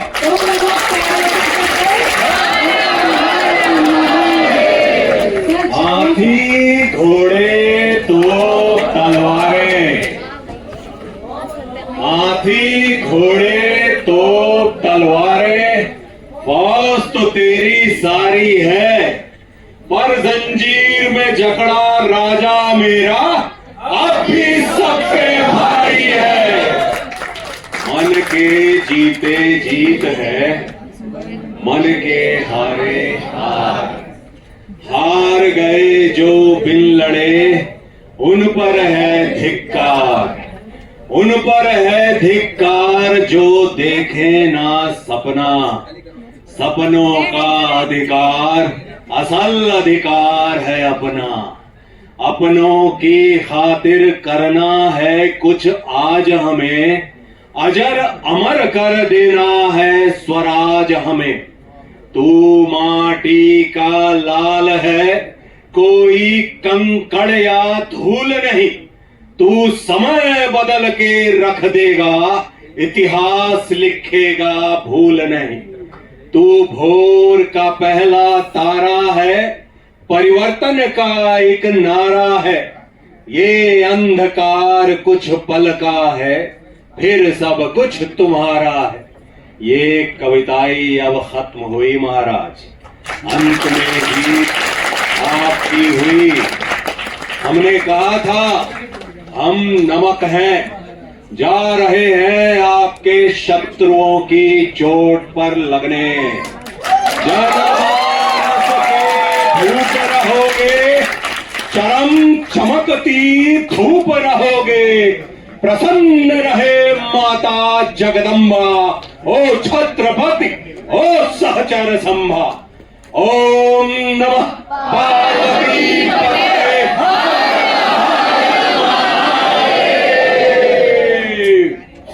धन्यवाद। होम बाउंड तक की यात्रा, छोटी छोटी यात्राएं, मसान, जूस, शोर जैसी छोटी फिल्मों के द्वारा भी नीरज जी ने बहुत बड़ा संदेश दिया है। इतनी संवेदनशील फिल्म देखने के बाद कोई गंभीर बहस नहीं हो सकती, हम सिर्फ चिंतन कर सकते हैं, सिर्फ सोच सकते हैं। अगर हम सोच सके। आपका जो सवाल है वो सर, मैं पूछना चाहती हूँ आपसे, ये जो मूवी है पूरी, आपका मतलब इस मूवी से सर, ये मूवी बहुत अच्छी थी, बहुत इंस्पायरिंग थी, और मुझे एक बात इस मूवी की अच्छी लगी कि किसी भी सिचुएशन में हमें कभी अपनों का साथ नहीं छोड़ना चाहिए। इसलिए कि सर बहुत होते हैं लोग आपको पीछे खींचते हैं, हम लोग को अपने लोगों की बात भी कभी कभी बुरी लगती है कि वो मुझे भला नहीं चाहते हैं, लेकिन इस मूवी से ये हुआ कि हाँ, अपने भी अच्छे चाहते हैं लेकिन हम उन्हें समझ नहीं पाते हैं। क्या बात है, जोरदार। अब मैं राहुल वांचू से निवेदन करती हूँ कि नीरज सर का स्वागत करें। और कम से कम 1 साल तो मैंने ऐसे ही लोगों से, यहाँ के लोगों से बातचीत की। मैं आपको, सॉरी मैं थोड़ा डाइवर्ट कर रहा हूँ, लेकिन मैं आपको बनारस की खूबी बताऊंगा आपको, जो मुंबई के लोगों के लिए काफ़ी अचरज सा महसूस होता है, लेकिन आप लोगों के लिए काफ़ी आम बात होगी। यहाँ के काफ़ी सारे लोग हमसे जुड़ गए थे, खासकर यहाँ अभय त्रिपाठी हैं, उत्पल पाठक जी थे, वो दोनों हमसे जुड़ गए थे, जर्नलिस्ट हैं, और उनकी वजह से काफ़ी प्रवासी हों या फिर इमाइग्रेंट्स हों, कहीं पे भी आप बात करेंगे वो आपको सब, हम लोग आंकड़ों में बात करते हैं, तो आंकड़ों में बात करने से क्या है कि उनकी आत्मीयता खत्म हो जाती है, और आप पे जो है आपको उनके बारे में उतना बुरा नहीं लगता, या आप पे उनका उतनी अकाउंटेबिलिटी नहीं आती कि आपको लगता है हाँ चलो ठीक है हमने बोल दिया भाई, इतने सारे 1000 लोग पैदल चले गए, अरे इतना बुरा हो गया, बस हो गया। लेकिन हम में अकाउंटेबिलिटी कब आएगी? हम लोग उनको इंसान क्यों नहीं देखते हैं, हम उनको सिर्फ आंकड़े देख पाते हैं, उनके पीछे का दर्द नहीं देख पाते हैं। तो कोशिश मैंने ये की, मैंने ये सोचा कि अगर उन आंकड़ों में से प्लीज आप लोग बात करना कम करेंगे please, really it's very disturbing, मैं क्यों फिल्म बना रहा हूँ, ये सारी चीजें काफी कुछ उनको बताया तो शायद वो थोड़ा भावुक हो गए थे, तो समझ में आ गया था। जो आज मैंने आपको बताई ना चीजें वो भी इसमें लिखी थी मैंने। नीरज, बहुत आई थिंक 2 ही फिल्म ऐसी है, ये दूसरी फिल्म है जब रिलीज होने से पहले ही अनाउंस हो गया कि इंडिया की official entry to the Oscars है। किसी ने एक्सपेक्ट नहीं किया होगा, शायद आपने भी एक्सपेक्ट नहीं किया होगा। Take us through that moment जब आप सुने कि भैया ये, विच ऑल्सो मीन्स इफेक्टिव, इसका ये मतलब है कि भाई जितने भी साल में फिल्में बनी हैं और एटलीस्ट जिन फिल्मों ने एंटर किया होगा इस रेस में होंगे, अकॉर्डिंग टू द ज्यूरी इस साल की सबसे बेहतरीन फिल्म है। The best Indian film of the year is Homebound. कैसे सेलिब्रेट किया ये पहले बताइए, व्हाट इज दिस? सेलिब्रेट तो नहीं किया मैं, उस दिन वो जो गाना है ना, वो मैं उसकी एडिटिंग कर रहा था और बिल्कुल टाइम नहीं था क्योंकि हम लोग ऑलरेडी बहुत हैरी रिलीज हो रहा था हमारा, और वो सॉन्ग डालना था। तो हर बार क्या हुआ कि जैसे कैन का जब न्यूज आया था, यहाँ पे जब टोरंटो में हम लोग जीते थे, जब भी ऐसी बड़ी खबर आती ना तो मैं करण को फोन करता हूँ और मैंने बोलता था कि करण आप थोड़ा बैठ जाओ, मुझे ना तो कुछ बात करनी थी, कुछ बताना था, थोड़ा सा कुछ हो गया। हाँ बताओ क्या क्या क्या हुआ? तो मैं बोलता था कि हमारा कैन में सिलेक्शन हो गया, तो उछल के कूदने लग जाते थे। ठीक है, तो ऐसे 2 बार हुआ है, कैन की न्यूज में, फिर अभी ये टोरंटो की न्यूज में। तो इस बार उन्होंने वही मेरे पे किया। मैं जब एडिटिंग कर रहा था तो उन्होंने फोन किया, नीरज अच्छा सुनो ऐसा कुछ बात हो गई है, तो मुझे लगा यार कुछ तो फिल्म रिलीज हो गई है, कुछ तो हुआ है, कुछ ना कुछ तो गड़बड़ हुई है। और मैं सोचा कि अरे यार हो गया, फिर से वही, फिर एकदम से वो चिल्ला के बोले कि हमारा सिलेक्शन हो गया तब। और उसके बाद मुझे काम करना पड़ा क्योंकि हम जो एडिट भेजना था मैं बिल्कुल मन नहीं लग रहा था, लेकिन मन मार के काम करना ही पड़ा। तो हाँ, मतलब अभी तक कायदे से सच बताऊं तो अभी तक महसूस नहीं हुआ है, अंदर गुस्सा नहीं है कि हम लोग एंट्री पा चुके हैं। और बस अगर खुशी है तो यही है कि देखिए मुझे खुशी इस बात की है कि हमारे गाँव की कहानी, देखिए गाँव की कहानी है ना, हमारे हिंदी सिनेमा के इतिहास से मिटती जा रही है। अभी आप सिनेमा में गांव नहीं दिखता आपको छोटा शहर दिखता है या अर्बन लाइफ दिखती है। छोटा शहर भी क्या, देखो कैसे अंग्रेजी बोलते हैं, देखो कितने फनी है, देखो कितने गुफी है, उनके पॉइंट ऑफ व्यू से फिल्में बनती।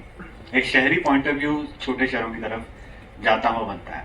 और गांव तो मतलब गायब ही होंगे, 60-70% हमारा भारत गांव में है, लेकिन हम लोग गांव की बात नहीं करते हैं। तो मुझे इस बात की खुशी है कि ये फिल्म जा रही है जो दोस्ती के माध्यम से ये कह रहे हैं कि भाई चाहे हमारे बीच में कोई भी भेदभाव कुछ भी हो, लेकिन हमको एक दूसरे के प्रति आत्मीयता दिखानी है। और ये सबसे बड़ा एक चीज है जो को लेना चाहिए। मुझे इस बात की खुशी है कि हम लोग ये मैसेज पूरे वर्ल्ड को दे रहे हैं। राइट, ऑल्सो ये धर्मा प्रोडक्शन है। मेरे ये था कि भाई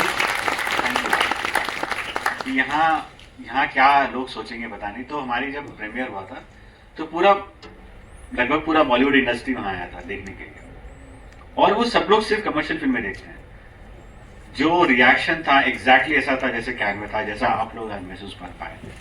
इतना लोग मुझे बार बार आके मेरा हाथ पकड़ते और कहते कि थैंक यू ये फिल्म बनाने के लिए, और कहते कि हमको थिएटर से बाहर निकलने का मन नहीं कर रहा था क्योंकि हमारी जो प्रिविलेज है हमको वो महसूस नहीं करनी बाहर निकल के। तो वैसा दिख रहा था।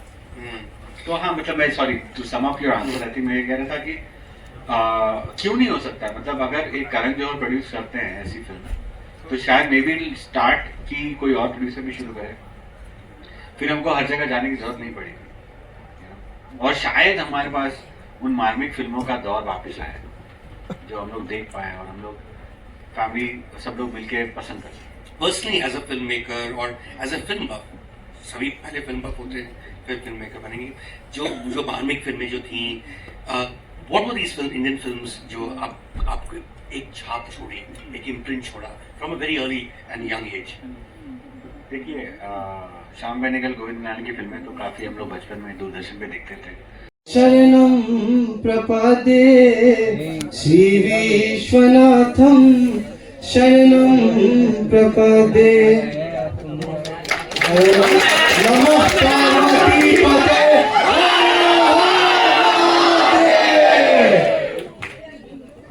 फॉर्म में है, फॉर्म में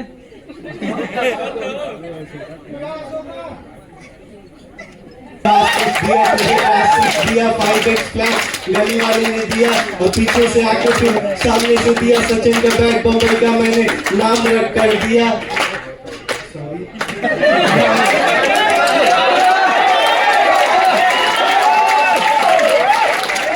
अगर 2 मैंने लिए तो 10 मैंने दिया, उसने 10 मुझसे लेकर और 10 मैंने दिया और वो करके पहले सबको 10 मैंने दिया और क्वालिटी गानों से मेरी रेल कर दिया। बस हो गया सिर्फ परिवार मेरा पहले सही था, हर दिन शनिवार मेरा और डेंटिस्ट से ज्यादा मुझे रैप गेम देगा।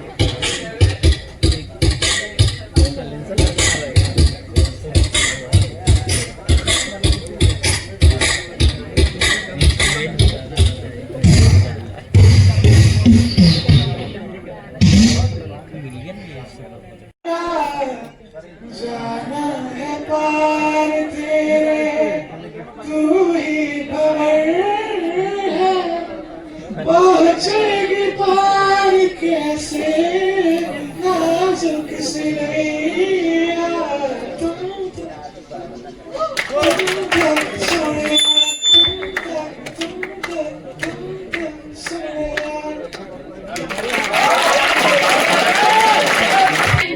मुझसे कहीं दूर ये मन मेरा जो उथल पुथल सा है मन, अगर शांत हो गया तो क्या होगा।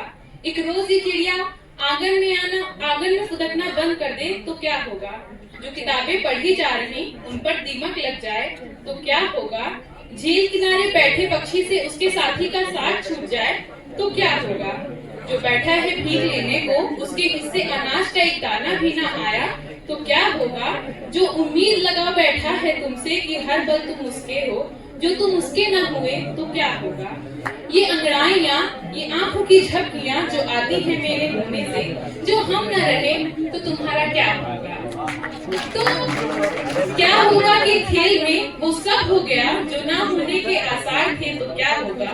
तो यारो बस इतना होगा कि उधर उधर सा मन अगर शांत हुआ तो वैरागी होगा। अगर वो चिड़िया आंगन में आना बंद कर दे तो दूसरी चिड़िया का बसेरा होगा। किताबों पर अगर दीमक लग जाए तो दूसरी कई किताबों से गुजारा होगा। झील किनारे बैठे पक्षी का साथी छूट भी जाए तो दूसरा पक्षी कहीं बैठा इंतजार कर रहा होगा। जो बैठा है भीख लेने को अगर वो अनाज का दाना ना पाया तो उसके तड़प कर मर जाने पर दूसरा कोई अनाज के आस में बैठा होगा। तुम तो जो उम्मीद लगाया है तुमसे कि हर पल उसके हो, अगर ना हो सके तो उसके बाद कोई दूसरा इन्हीं बेईमानियों का शिकार होगा। ये अंगड़ाइयाँ, ये जो आंखों की झपकियाँ आती हैं मेरे होने से, जो हम ना रहे तो कोई दूसरा तुम्हारी बाहों में सिमट जाने को तैयार होगा। तो हाँ, मेरे ना होने से क्या ही होगा। मैं कुछ कविता, शायरी, छोटी छोटी चंद पंक्तियां लिखती हूँ तो उम्मीद करती हूँ समझ में आए और पसंद आए। मेरी कविता का नाम है शून्य।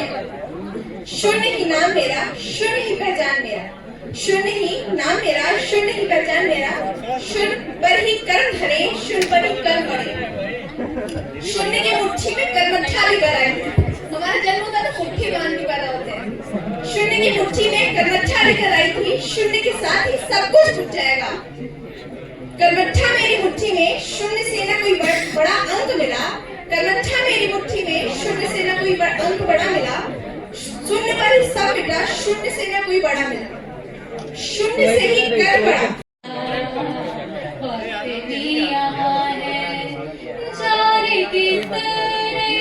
लबों पे गिले हैं, जिंदगी के कई फासले हैं, पसीजते हैं सपने की आंखों में, लकीरें जब छूटे मैं हाथों से यूं बेवजह, जो भेजी थी दुआ वो जागे आसमां से यूं टकरा गई कि आ गई है लौट के सदा। सांसों ने कहा रुख मोड़ लिया कोई स्वागत है। ओम नमः पार्वती पते महादेव।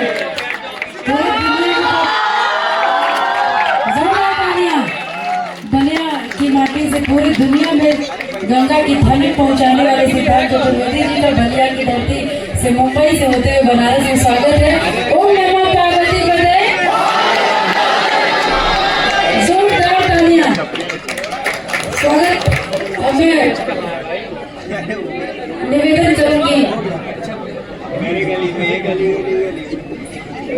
करूंगी स्थानीय संपादक संजय सर जी की बिठाएं हमारे विधान भैया को।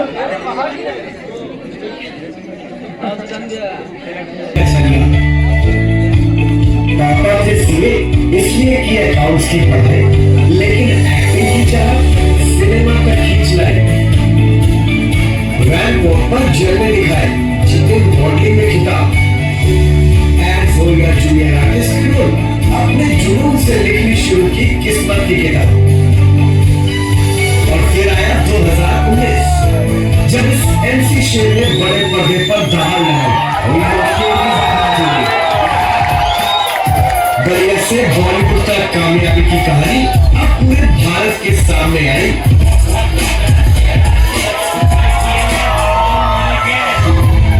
इनकी टैलेंट की गहराइयां देखकर हर बंटी और बबली का दिल धड़क जाता है।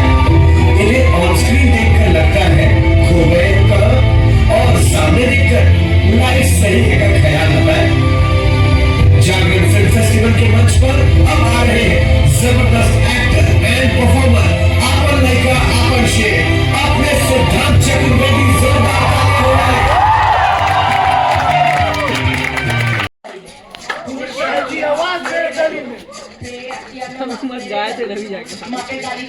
मेरी गली में अपनी सारी लगी वक्त मेरे गली में, एक नंबर सारी वक्त मेरे गली में। अच्छा वो निकली तेरी गली से, पर वो मेरी गली में।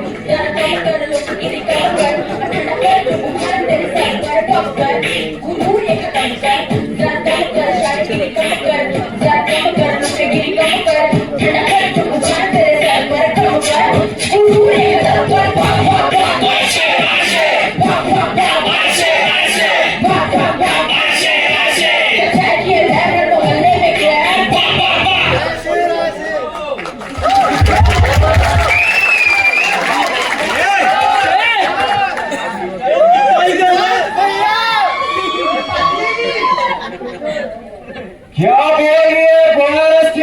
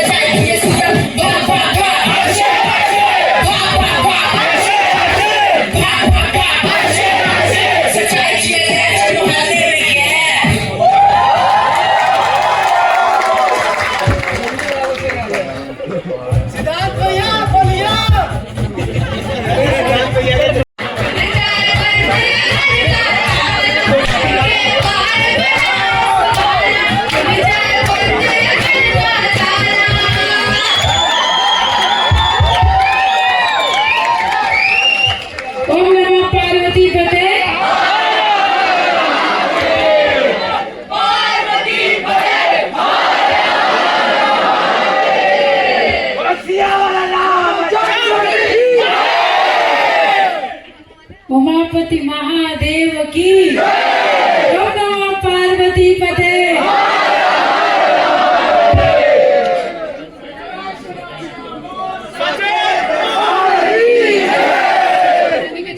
लाल फूल नीला फूल सिद्धार्थ भैया।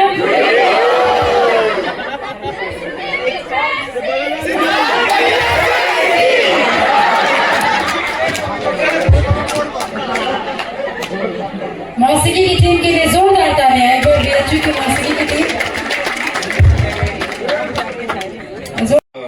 कुछ ही दूर बलिया है और जितने भी मेरे भाई हैं बलिया से हो बागी बलिया कहाँ पीछे बैठल बाड़ा बोले आगे आओ बलिया वाला लोग पीछे ना आओ पिछाड़ देगा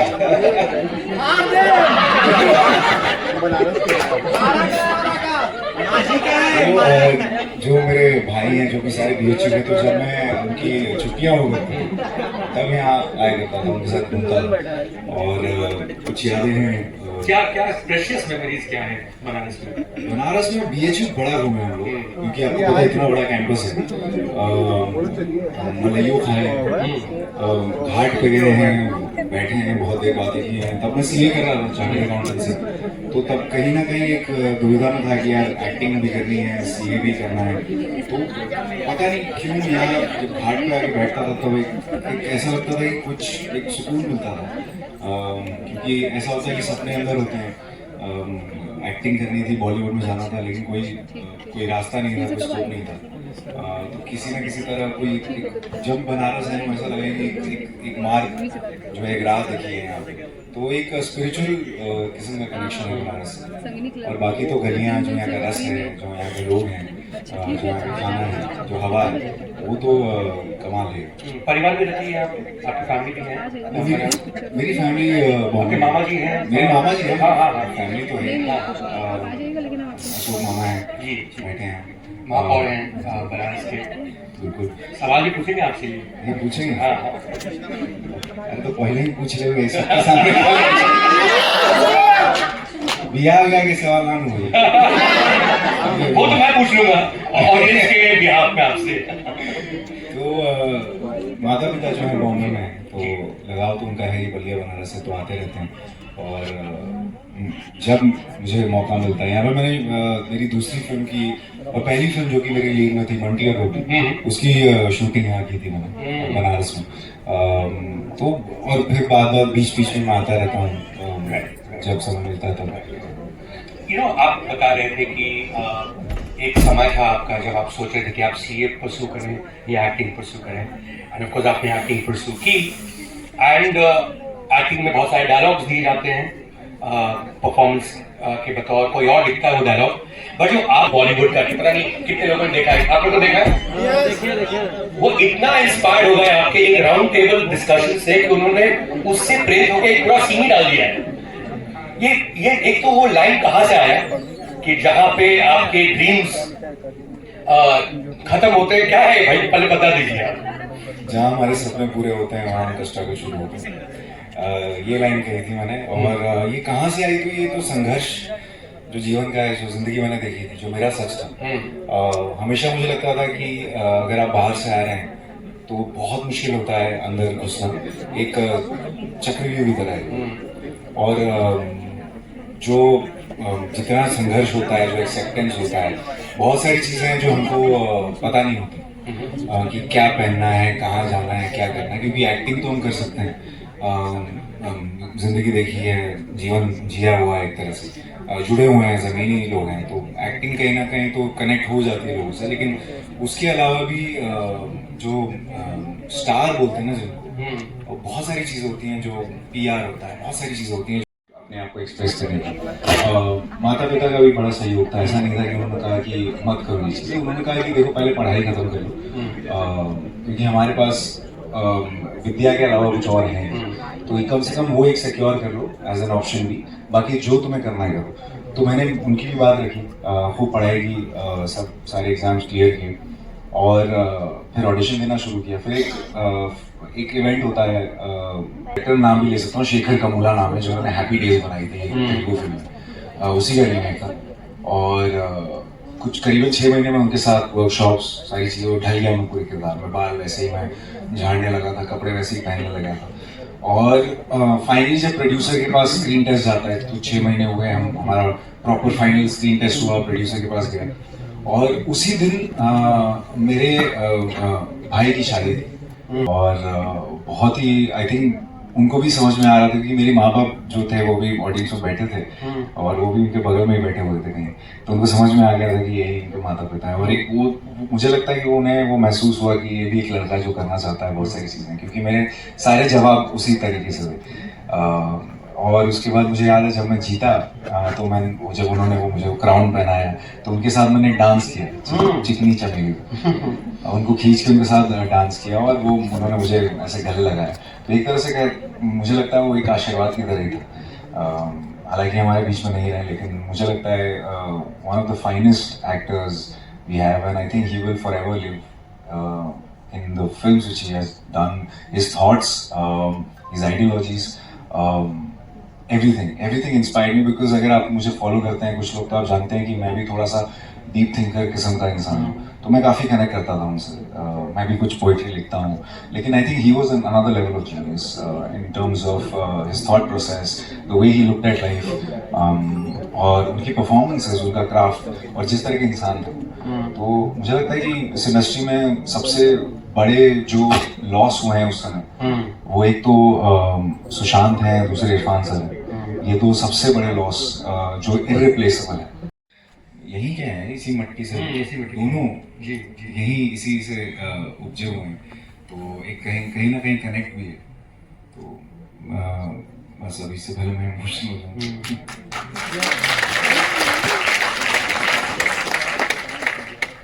बट आपका जो टर्निंग पॉइंट ऑब्वियस है और वो तो हमने देख भी लिया आपके आने से पहले यहाँ पे, दैट इज MC शेर गली बॉयज। ये आपको रोल मिला क्योंकि आप किसी पार्टी में थे, बट उस पार्टी में भी इसलिए थे क्योंकि आपने इंसाइड एज किया था उसके पहले। ये डेब्यू फिल्म, इसकी कहानी बताइए, सबको नहीं पता है। तो शादियों से और मेरे करियर का कहीं ना कहीं कोई ये रहा है, जुड़ाव रहा है। सोनू भैया की शादी रहा कलकत्ता में। कितनी शादी हो गई है आपके परिवार में? है, बड़ा परिवार है भाई। तो सोनू भैया की शादी थी कलकत्ता में, इनसाइड एज हो चुकी थी और अच्छी खासी चल रही थी। मैं गया था शादी में, तो सब गए हैं मॉल में, शॉपिंग की है, कपड़े खरीदे हैं, शादी भैया की है, कपड़े हमारे खरीदे जा रहे हैं और पूरा तैयारी वारी के साथ प्रॉपर यहाँ शादी चल रही है। 2 भाई गाड़ी से निकले हैं, एयरपोर्ट ड्रॉप किया मुझे और मैंने सोचा यार मैं बारात में नाच तो नहीं पाऊंगा, तो वहाँ जाके नाचूंगा, बहुत मतलब कोई कमी नहीं छोड़ूंगा। तो वहाँ पहुँचा मैं और खूब नाचा हूँ उस रात को मैं, ऐसे जैसे कि मतलब ये आ ही गया हूँ तो देखा जाए जो होता है। तभी वहीं पर जोया अख्तर थी, उन्होंने मुझे देखा और मैं कौन से गाने पर डांस कर रहा था गैस भी नहीं कर सकता। बताइए। तुझको मिर्ची लगी तो मैं क्या करूँ। और मैं पूरा फैल के डांस कर रहा हूँ एकदम, और जोया ने देखा ये लड़का कौन है यार। तो कहा कि नहीं इनसाइड एज में। मैं गया, मैम मैं इनसाइड एज में, मैंने देखा नहीं है, वो तो फरहान की पार्टी थी, वहाँ आ गई। तो मैं बोला तो देखा भी नहीं है उन्होंने। मतलब ठीक है चलो कोई नहीं, डांस ही कर लेते हैं आपके साथ। तो उनके साथ भी डांस किया, पता नहीं उनको कुछ लगा, उन्होंने कहा यार I want you to audition, एक पार्ट है, गली बॉय फिल्म आ रही है उसमें एक पार्ट है, उसके लिए तुम्हें ऑडिशन देना। तो मैंने कहा कि ठीक है, मतलब दे देते हैं ऑडिशन। अब ये गली बॉय के बारे में मुझे पता था कि होने वाली है और मुझे लगा यार, मैं मन में सोच रहा हूँ कि यार इसमें हीरो तो रणवीर सिंह है, हीरोइन है आलिया भट्ट, अब मैं क्या ही पार्ट होगा इसमें। तो मैंने सोचा कि ठीक है बस दे ही देते हैं, हीरो का बेस्ट फ्रेंड होगा आपने सोचा? हाँ मतलब 2 हीरो का दोस्त का तो जो हाल होता है कुछ। तो मैंने कहा कि यार ठीक है फिर भी दे देते हैं ऑडिशन, कोई बात नहीं। मैंने दे दिया, मतलब कम से कम देखेंगे तो सही क्या मैंने ऑडिशन दिया है। मैंने ऑडिशन दिया जाके और उनको अच्छा लगा। अगले 2 दिन बाद ही उनको कॉल आ गया और कॉल आया, उन्होंने कहा कि देखो मैं स्क्रिप्ट भेज रही हूँ। मतलब स्क्रिप्ट मैं थे मेरे पास, 15 दिन उनको MC शेर मिल नहीं रहा था। तो आपको एक और किस्सा बताता हूँ जो आई थिंक किसी को नहीं पता। 15 दिन पहले और हमने 15 दिन बचे हुए थे। मैं गया हूँ कॉस्ट्यूम ट्रायल के लिए। मैंने बोला 15 दिन में कैसे, रैप वैप कुछ ज्ञान नहीं। मैं गोविंदा, किशोर दा, मोहम्मद रफ़ी, कुमार सानू, उदित नारायण, सोनू निगम, इस पे बड़ा हुआ। तो मुझे रैप वैप का कोई भी ज्ञान नहीं था। तो मैं गया, मैंने बोला ठीक है, कुछ जल्दी मैंने यूट्यूब पे सब कुछ अपना देखा। एक थी कि मैं कविता लिखता था, तो मैंने सोचा कि यार मैं लिखता तो हूँ ही, उसमें थोड़ा रिदम डाल देता हूँ, रिदम, पोइट्री, रैप। तो थोड़ा प्रैक्टिस वैसे किया। फिर मैं कॉस्ट्यूम ट्रायल पे गया 5वें दिन पे, और वहाँ पे कपड़े रख के रखे हुए थे। आप अंदाजा नहीं लगा है कोई original choice for MC Sheikh ji, Gully Boy में। ये आई थिंक कहीं नहीं हो जाए, कोई 2-3 गैसेस तो हो जाए। वरुण धवन, अर्जुन कपूर। अच्छा मैं बताऊं हिंट ये है कि कपड़े एग्जैक्टली इनको फिट आ रहे थे, almost same height, same structure.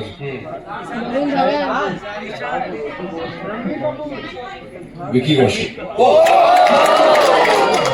सो विकी का नाम लिखा हुआ था वहाँ पे, और आई थिंक तब तक पूरी आई नहीं है।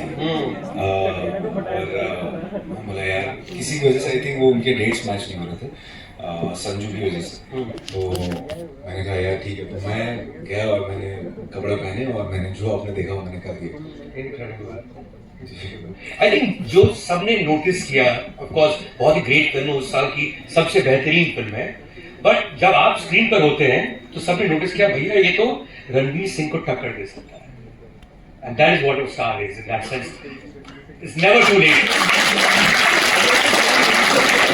जब ऐसी फिल्म आती है और पूरी दुनिया बात करती है और आपकी जिंदगी बदल जाती है, तो फिर कैसा लगता है? इज इट इजी कि सडनली ना फेम है, आप जहां जा रहे हैं लोग पहचान रहे हैं, ऑफ कोर्स आ रहे हूँ और सारी मीडिया सब कुछ ये सब हो गया, और मैं दूर देख रहा हूँ कि वो ऐसे मीडिया एक तरह से होता है ना, एक लहर की तरह, एक वेव की तरह मुझे उठा के कहीं ले गया, और मैं दूर देख रहा हूँ कि वो ऐसे उनकी आंखों में जो एक गर्व महसूस हो रहा है, उनको आंखों में आंसू हैं। तो मेरे लिए बस इससे ज़्यादा मेरे लिए सक्सेस लाइफ में कुछ है ही नहीं, क्योंकि जो संघर्ष हमने किया है, साथ में किया, एक तरह से कह सकते हैं, क्योंकि बहुत कम माता पिता होते हैं जो अपने बेटे या बेटी के सपनों में इतना योगदान दें, इतना सपोर्ट। तो उन्होंने हमेशा मुझे सपोर्ट किया था। तो मेरे लिए मेरा सक्सेस आज भी टिल डेट उन्हीं के लिए। और मैं अपने लिए तो मुझे मज़ा आता है कैमरे के सामने, मुझे मज़ा आया अभी आप लोगों के साथ डांस करने में, मुझे यही मज़ा आता है। मेरे लिए ये क्षणिक है, लेकिन मेरे माता पिता के लिए बहुत बड़ी बात है, क्योंकि जहाँ से हम आ रहे हैं और to break into that into the industry, being the first generation, बहुत सारी चीज़ें त्यागनी पड़ती हैं, बहुत सारे रिस्क लेने पड़ते हैं, बहुत छलांगे मारनी पड़ती हैं। जहाँ पे अगर आपने पकड़ लिया तो ठीक है, गिरे तो फिर बहुत नीचे चले जाएंगे। समाज से, अपने दोस्तों से कटना, और अलग एक सोच रखना हमेशा कि नहीं हो जाएगा, एक ऑलमोस्ट मैनिफेस्ट करना कहते हैं। तो वो सारा एक टीम वर्क है। आई फील वो मेरे माता पिता का योगदान है इसमें, और उन्हीं के लिए चाहे वो मैं जब पोइट्री भी लिखता हूँ वो है, चाहे डांस करता हूँ, चाहे गिटार बजाता हूँ, जो भी मैं अलग अलग जो भी किस्म के जो भी पहलू हैं, मैं सब हर जरिए से चाहता हूँ कि कोई ना कुछ बात कही जाए, या एंटरटेनमेंट हो जाए, कुछ वैल्यू एडिशन। मेरे होने का मकसद मुझे लगता है कि अगर मुझे once in a life time chance मिला है, coming from where we all are coming from, मुझे लगता है कि इट इज़ अ ब्लेसिंग, और इसका कोई पर्पस होगा, कोई रीज़न होगा कि बाबा ने, भगवान ने यहाँ तक पहुँचाया है। तो मैं चाहता हूँ कि उस चीज़ को और आगे बढ़ाएं और अच्छी चीज़ें करें, अच्छा काम करें, rather than taking it for granted। ये तो बहुत सीरियस बात हो गई। जहाँ थोड़ा सा रियलिटी वाली बात करते हैं, जब आप फेमस होते हैं, जैसे डेटिंग लाइफ पिकअप, और बहुत सारे ऐसे यंग लोग होंगे जो एक्चुअली आपसे पूछना चाहते हैं भाई सिंगल है कि नहीं आप? तो बोलेंगे बात डेटिंग लाइफ में क्या मतलब, अब क्या कहें, मतलब हाँ, मतलब मुश्किलें क्या हैं, अच्छा ही है, सब आसान है लाइफ में। दिक्कत ये है कि आसान चीजें पसंद नहीं है मुझे, तो इसीलिए सिंगल हूँ। बहुत ही आसान चीजें पसंद नहीं है। As a person I always look for depth, जिसके साथ ग्रो कर पाऊँ लाइफ में। और अभी फिलहाल मेरा पूरा ग्रोथ जो है मेरे करियर की तरफ लगा हुआ है, तो अभी इतना समझ शायद दे नहीं पाऊँगा। और पैसे इसीलिए बहुत ज़्यादा ज़रूरी है कि वो जब तक मैं बैठूं, कोई काम ना करूं, तब भी सब चीज़ें चलती रहें, एक लाइफस्टाइल है वो मेंटेन रहे। और कहीं ना कहीं आई फील मेरी लाइफस्टाइल भी काफ़ी सिंपल ही है, बिकॉज जैसे बड़े हुए हैं वो वही लाइफस्टाइल है, दाल चावल वही पसंद है। ऐसा नहीं है कि मतलब शौक बड़े हैं। अभी भी जब छुट्टी होती है, अभी मैं लद्दाख में था, मैं धर्मशाला चले जाता हूँ, देश ही घूमता हूँ। और आपको तो पता है अपना देश सस्ते में घूम सकते हैं। तो मेरी लाइफस्टाइल भी काफ़ी सिंपल ही रहती है, तो ऐसा कभी मैं ज़रूरतें बढ़ाता ही नहीं हूँ। थी सिंघम का डायलॉग था नहीं, ज़रूरतें कम है इसलिए ईमान में दम है। बेसिकली पॉइंट ये है सिद्धांत की पैसा जो है वो प्रिविलेज है, और ये प्रिविलेज बहुत लोगों के पास नहीं होता है। और हम बनारस जैसे शहर में हैं, आप सबके लिए एक इंस्पिरेशन है। इनमें से बहुत सारे टैलेंटेड लोग हैं जो शायद एक्टिंग करना चाहें या सिंगर बनना चाहें या डायरेक्टर बनना चाहें, बट एक शहर है जहाँ पे आप थे, बट आपका घर था, वहाँ पे आप पेरेंट्स के साथ रहते थे। ये जब जाएंगे वहाँ पर तो थोड़ा मुश्किल है, in the sense that Mumbai की रेंट ही इतनी हाई है कि आपने MBA भी किया हो तो आप नहीं रह सकते वहां पे, क्योंकि रहिएगा कहाँ, जगह ही नहीं है। आपको मीरा रोड में रहना पड़ेगा, जबकि आपके सारी मीटिंग्स अंधेरी में होंगी। सो इन दैट सेंस अगर आपको कोई एडवाइस देना हो कि अरे मेरा घर है ना, क्या बात है। जब भी कोई यहाँ से किसी को कुछ भी लाइफ में करना हो, हमेशा याद रखना मुंबई में तुम्हारा भाई है, और ये सिर्फ लड़कों के लिए।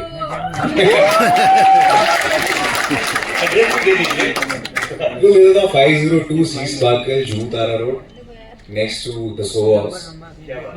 ये एड्रेस है ऑन कैमरा। हो गया, आप देख लीजिएगा। तो मैं लेके चलता हूँ प्राइवेट जेट में, सीधे जुहू बीच पे लैंडिंग होगी। On that note, of course, अब एड्रेस तो पता चल गया है, फोन नंबर भी पूछ सकते हैं, और कोई सवाल अगर हो तो please raise your hand and mike लेके जाइए। हेलो ये जो ongoing, What's your name? My name is Anuj. अब सिर्फ सवाल पूछिएगा और नाम को बता दीजिए। My name is Anuj. So ये जो ऑनगोइंग टसल है between the box office collection और मूवी की क्वालिटी, लाइक अभी जुगनुमा आई, सुपर बॉयज और Malegaon, they are best films of the decade, but they failed terribly eight box office. तो when you choose your scripts, एक वो conscious approach कहते हैं कि बॉक्स ऑफिस फुल भी होना चाहिए, और just like the script and pick it. यार अगर कॉन्शियस अप्रोच होता तो अभी तक तो बॉक्स ऑफिस मैंने हिट कर दिया होता ना। कभी नहीं सोचता मैं।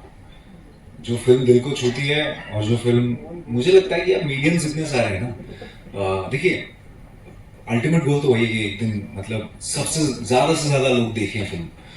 अब पहले वो मायने अलग थे ज्यादा से ज्यादा देखने के, अब मुझे लगता है अलग है, क्योंकि हमारे बीच में कितने लोग हैं जो कि शायद अपने फोन पे देखेंगे, टीवी पे देख लेंगे। तो इतने सारे मीडियम से फिल्म वो अच्छी है जो कि लोग देखें, लोग उसको सराहें, चाहे कहीं भी देखें। Art I think doesn't need any kind of staging और स्टैचर। आर्ट इक्वलाइजेस एवरीथिंग, कोई बड़ा या छोटा नहीं होता। तो जब हम कहते हैं कि OTT या थिएटर, कोई बड़ा या छोटा नहीं होता। हाँ, कुछ लोग हैं जो सोचते हैं कि OTT एक्टर्स, मैं OTT से आया हूँ यार, इनसाइड एज से आया हूँ, मैं लाइव से ही किया यूट्यूब पे पहला मेरा 5 एपिसोड लव रंजन के साथ, that was my first thing. तो चीज़ें देखिए, मुकाम बढ़ते जाएंगे, स्टेजेस बढ़ते जाएंगे। There will be a day when शायद फिल्म हॉलीवुड में दिखाया जाए, चाहे कहीं भी दिखाया जाए। मेरे लिए, लेकिन वो मैं हमेशा, मेरे लिए एक चीज़ होती है कि वो इक्वली रहता है। Script should not, we should not think of as an artist. I always advise you guys, अभी भी आप कुछ चीज़ क्रिएट कर रहे हैं, चाहे आप सिंगर हो, राइटर हो, एक्टर हो, जो भी हो, ऑडियंस को क्या पसंद आएगा ये मत सोचिए। आपको जो सही लगता है, आपकी जो ज़बान है, आपकी जो भाषा है, आपकी जो कहानी है, आपका जो नज़रिया है, वो पहले रखिए।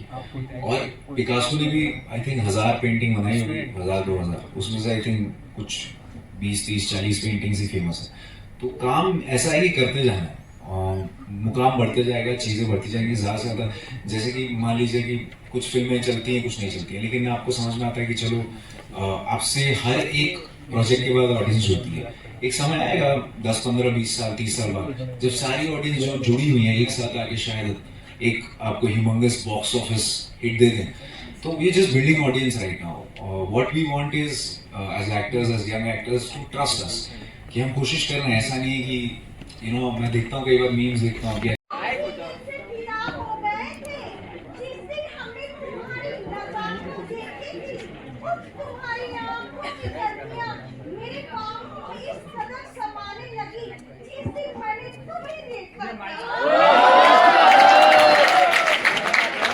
आपके लिए भी दो मैं कुछ कहना चाहूँगा। 4 दिन की जिंदगानी, 4 दिन की जिंदगानी बीत रहे हैं पल, 4 दिन की जिंदगानी बीत रहे हैं पल, 2 बीते तेरे मिलने से पहले। हाँ? अरे कंप्लीट करिए आपको। सर मैं एक आर्टिस्ट कलाकार अरे कंप्लीट मुझे नहीं समझ में आया, फिर से 4 दिन की जिंदगानी बीत रहे हैं दिन। क्या कहा मैंने? 4 दिन की जिंदगानी बीत रहे हैं दिन, 2 बीते तेरे मिलने से पहले, 2 बीते तेरे बिन।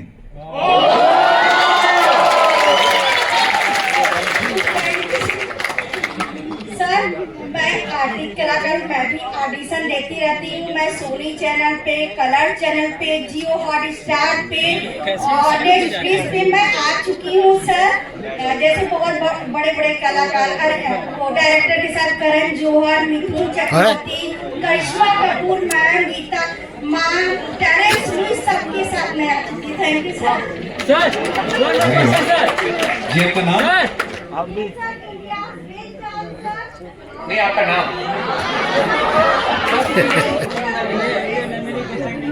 क्या बात है, क्या बात है। प्लीज यूज राउंड ऑफ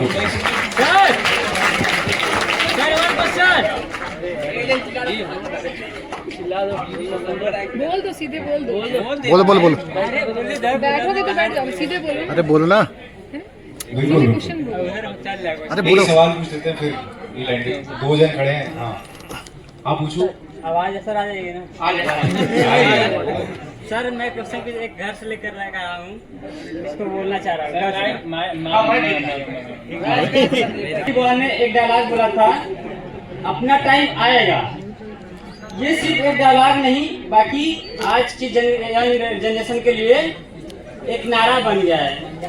तो सर हम ये कहना चाह रहे हैं कि सर आने वाले फिल्मों में आप अपना कैसे डायलॉग देना चाहेंगे कि हम लोग इंस्पायर हो उससे? आपने धड़क 2 देखी है? जी सर। धड़क 2? जी जी सर। उसमें एक पोइट्री है जिसका जो एंडिंग है आप देखना, उसमें कहता है कल हमारा है। शैलेंद्र की वो कविता है, उसका कल हमारा है जो है। आई थिंक वो एक बार आप दोबारा देखिएगा, वो बहुत खूबसूरत है। I think it is equally powerful. जैसे अपना टाइम आएगा वैसे ही कल हमारा है। जी सर। सर मेरा नाम संग्राम गौतम। सर मैं भी BHU का स्टूडेंट हूँ। सर एक क्वेश्चन था कि एक और आपका अकाउंट है इंस्टा में, उसमें आप शायरी और पोइट्री बहुत लिखते हैं जी।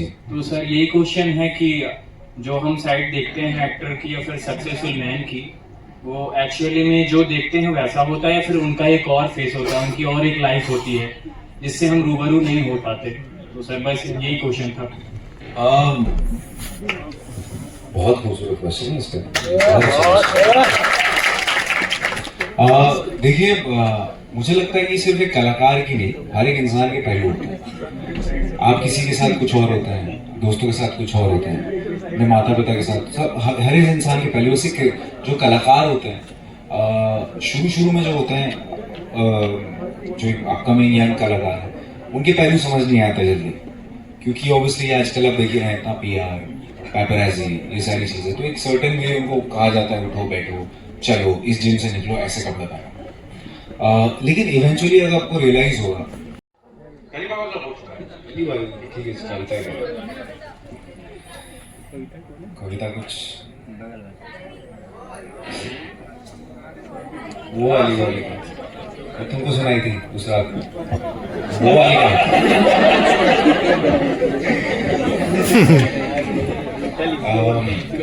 कुछ इस तरह से है कि देखी मैंने जिंदगी है, कुछ मेरी है कुछ तेरी है, कुछ हवा में यूं उड़ी है, कुछ जमीन पर गिरी है, धूल सी लगी है इस पे आंसुओं से फिर धुली है, फिर उठी है, फिर होना है, लेकिन कभी तो जीव और ना वजन सरनेम, पर हम वही हैं जो कल्पना से कल अपना सवार लें, मिट्टियों के पुतलों से रंगमंच को निखार लें।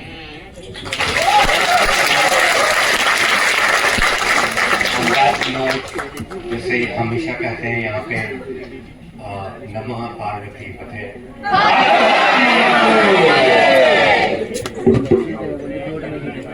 आई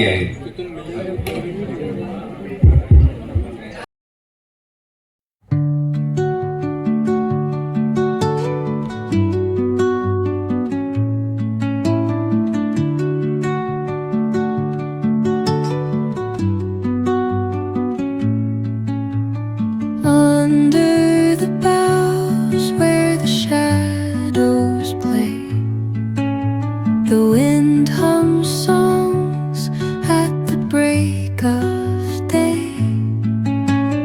Whispering pines, secrets untold, carrying tales only the forest holds.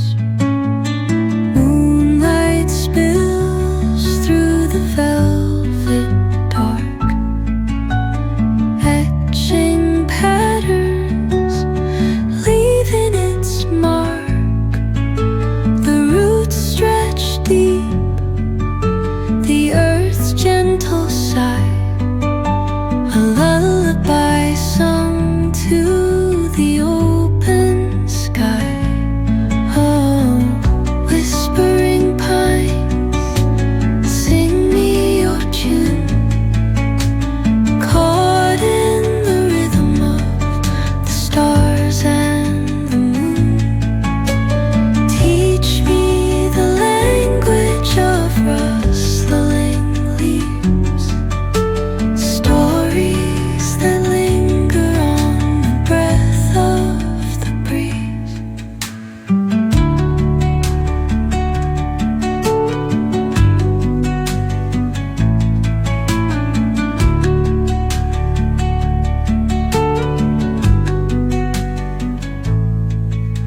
The dawn paints gold on the mountain's crown, while rivers whisper truth as they flow down. And their songs entwine with the trees that stand, knotted in time by nature's hand. Each echoing step on the forest floor opens a world through an ancient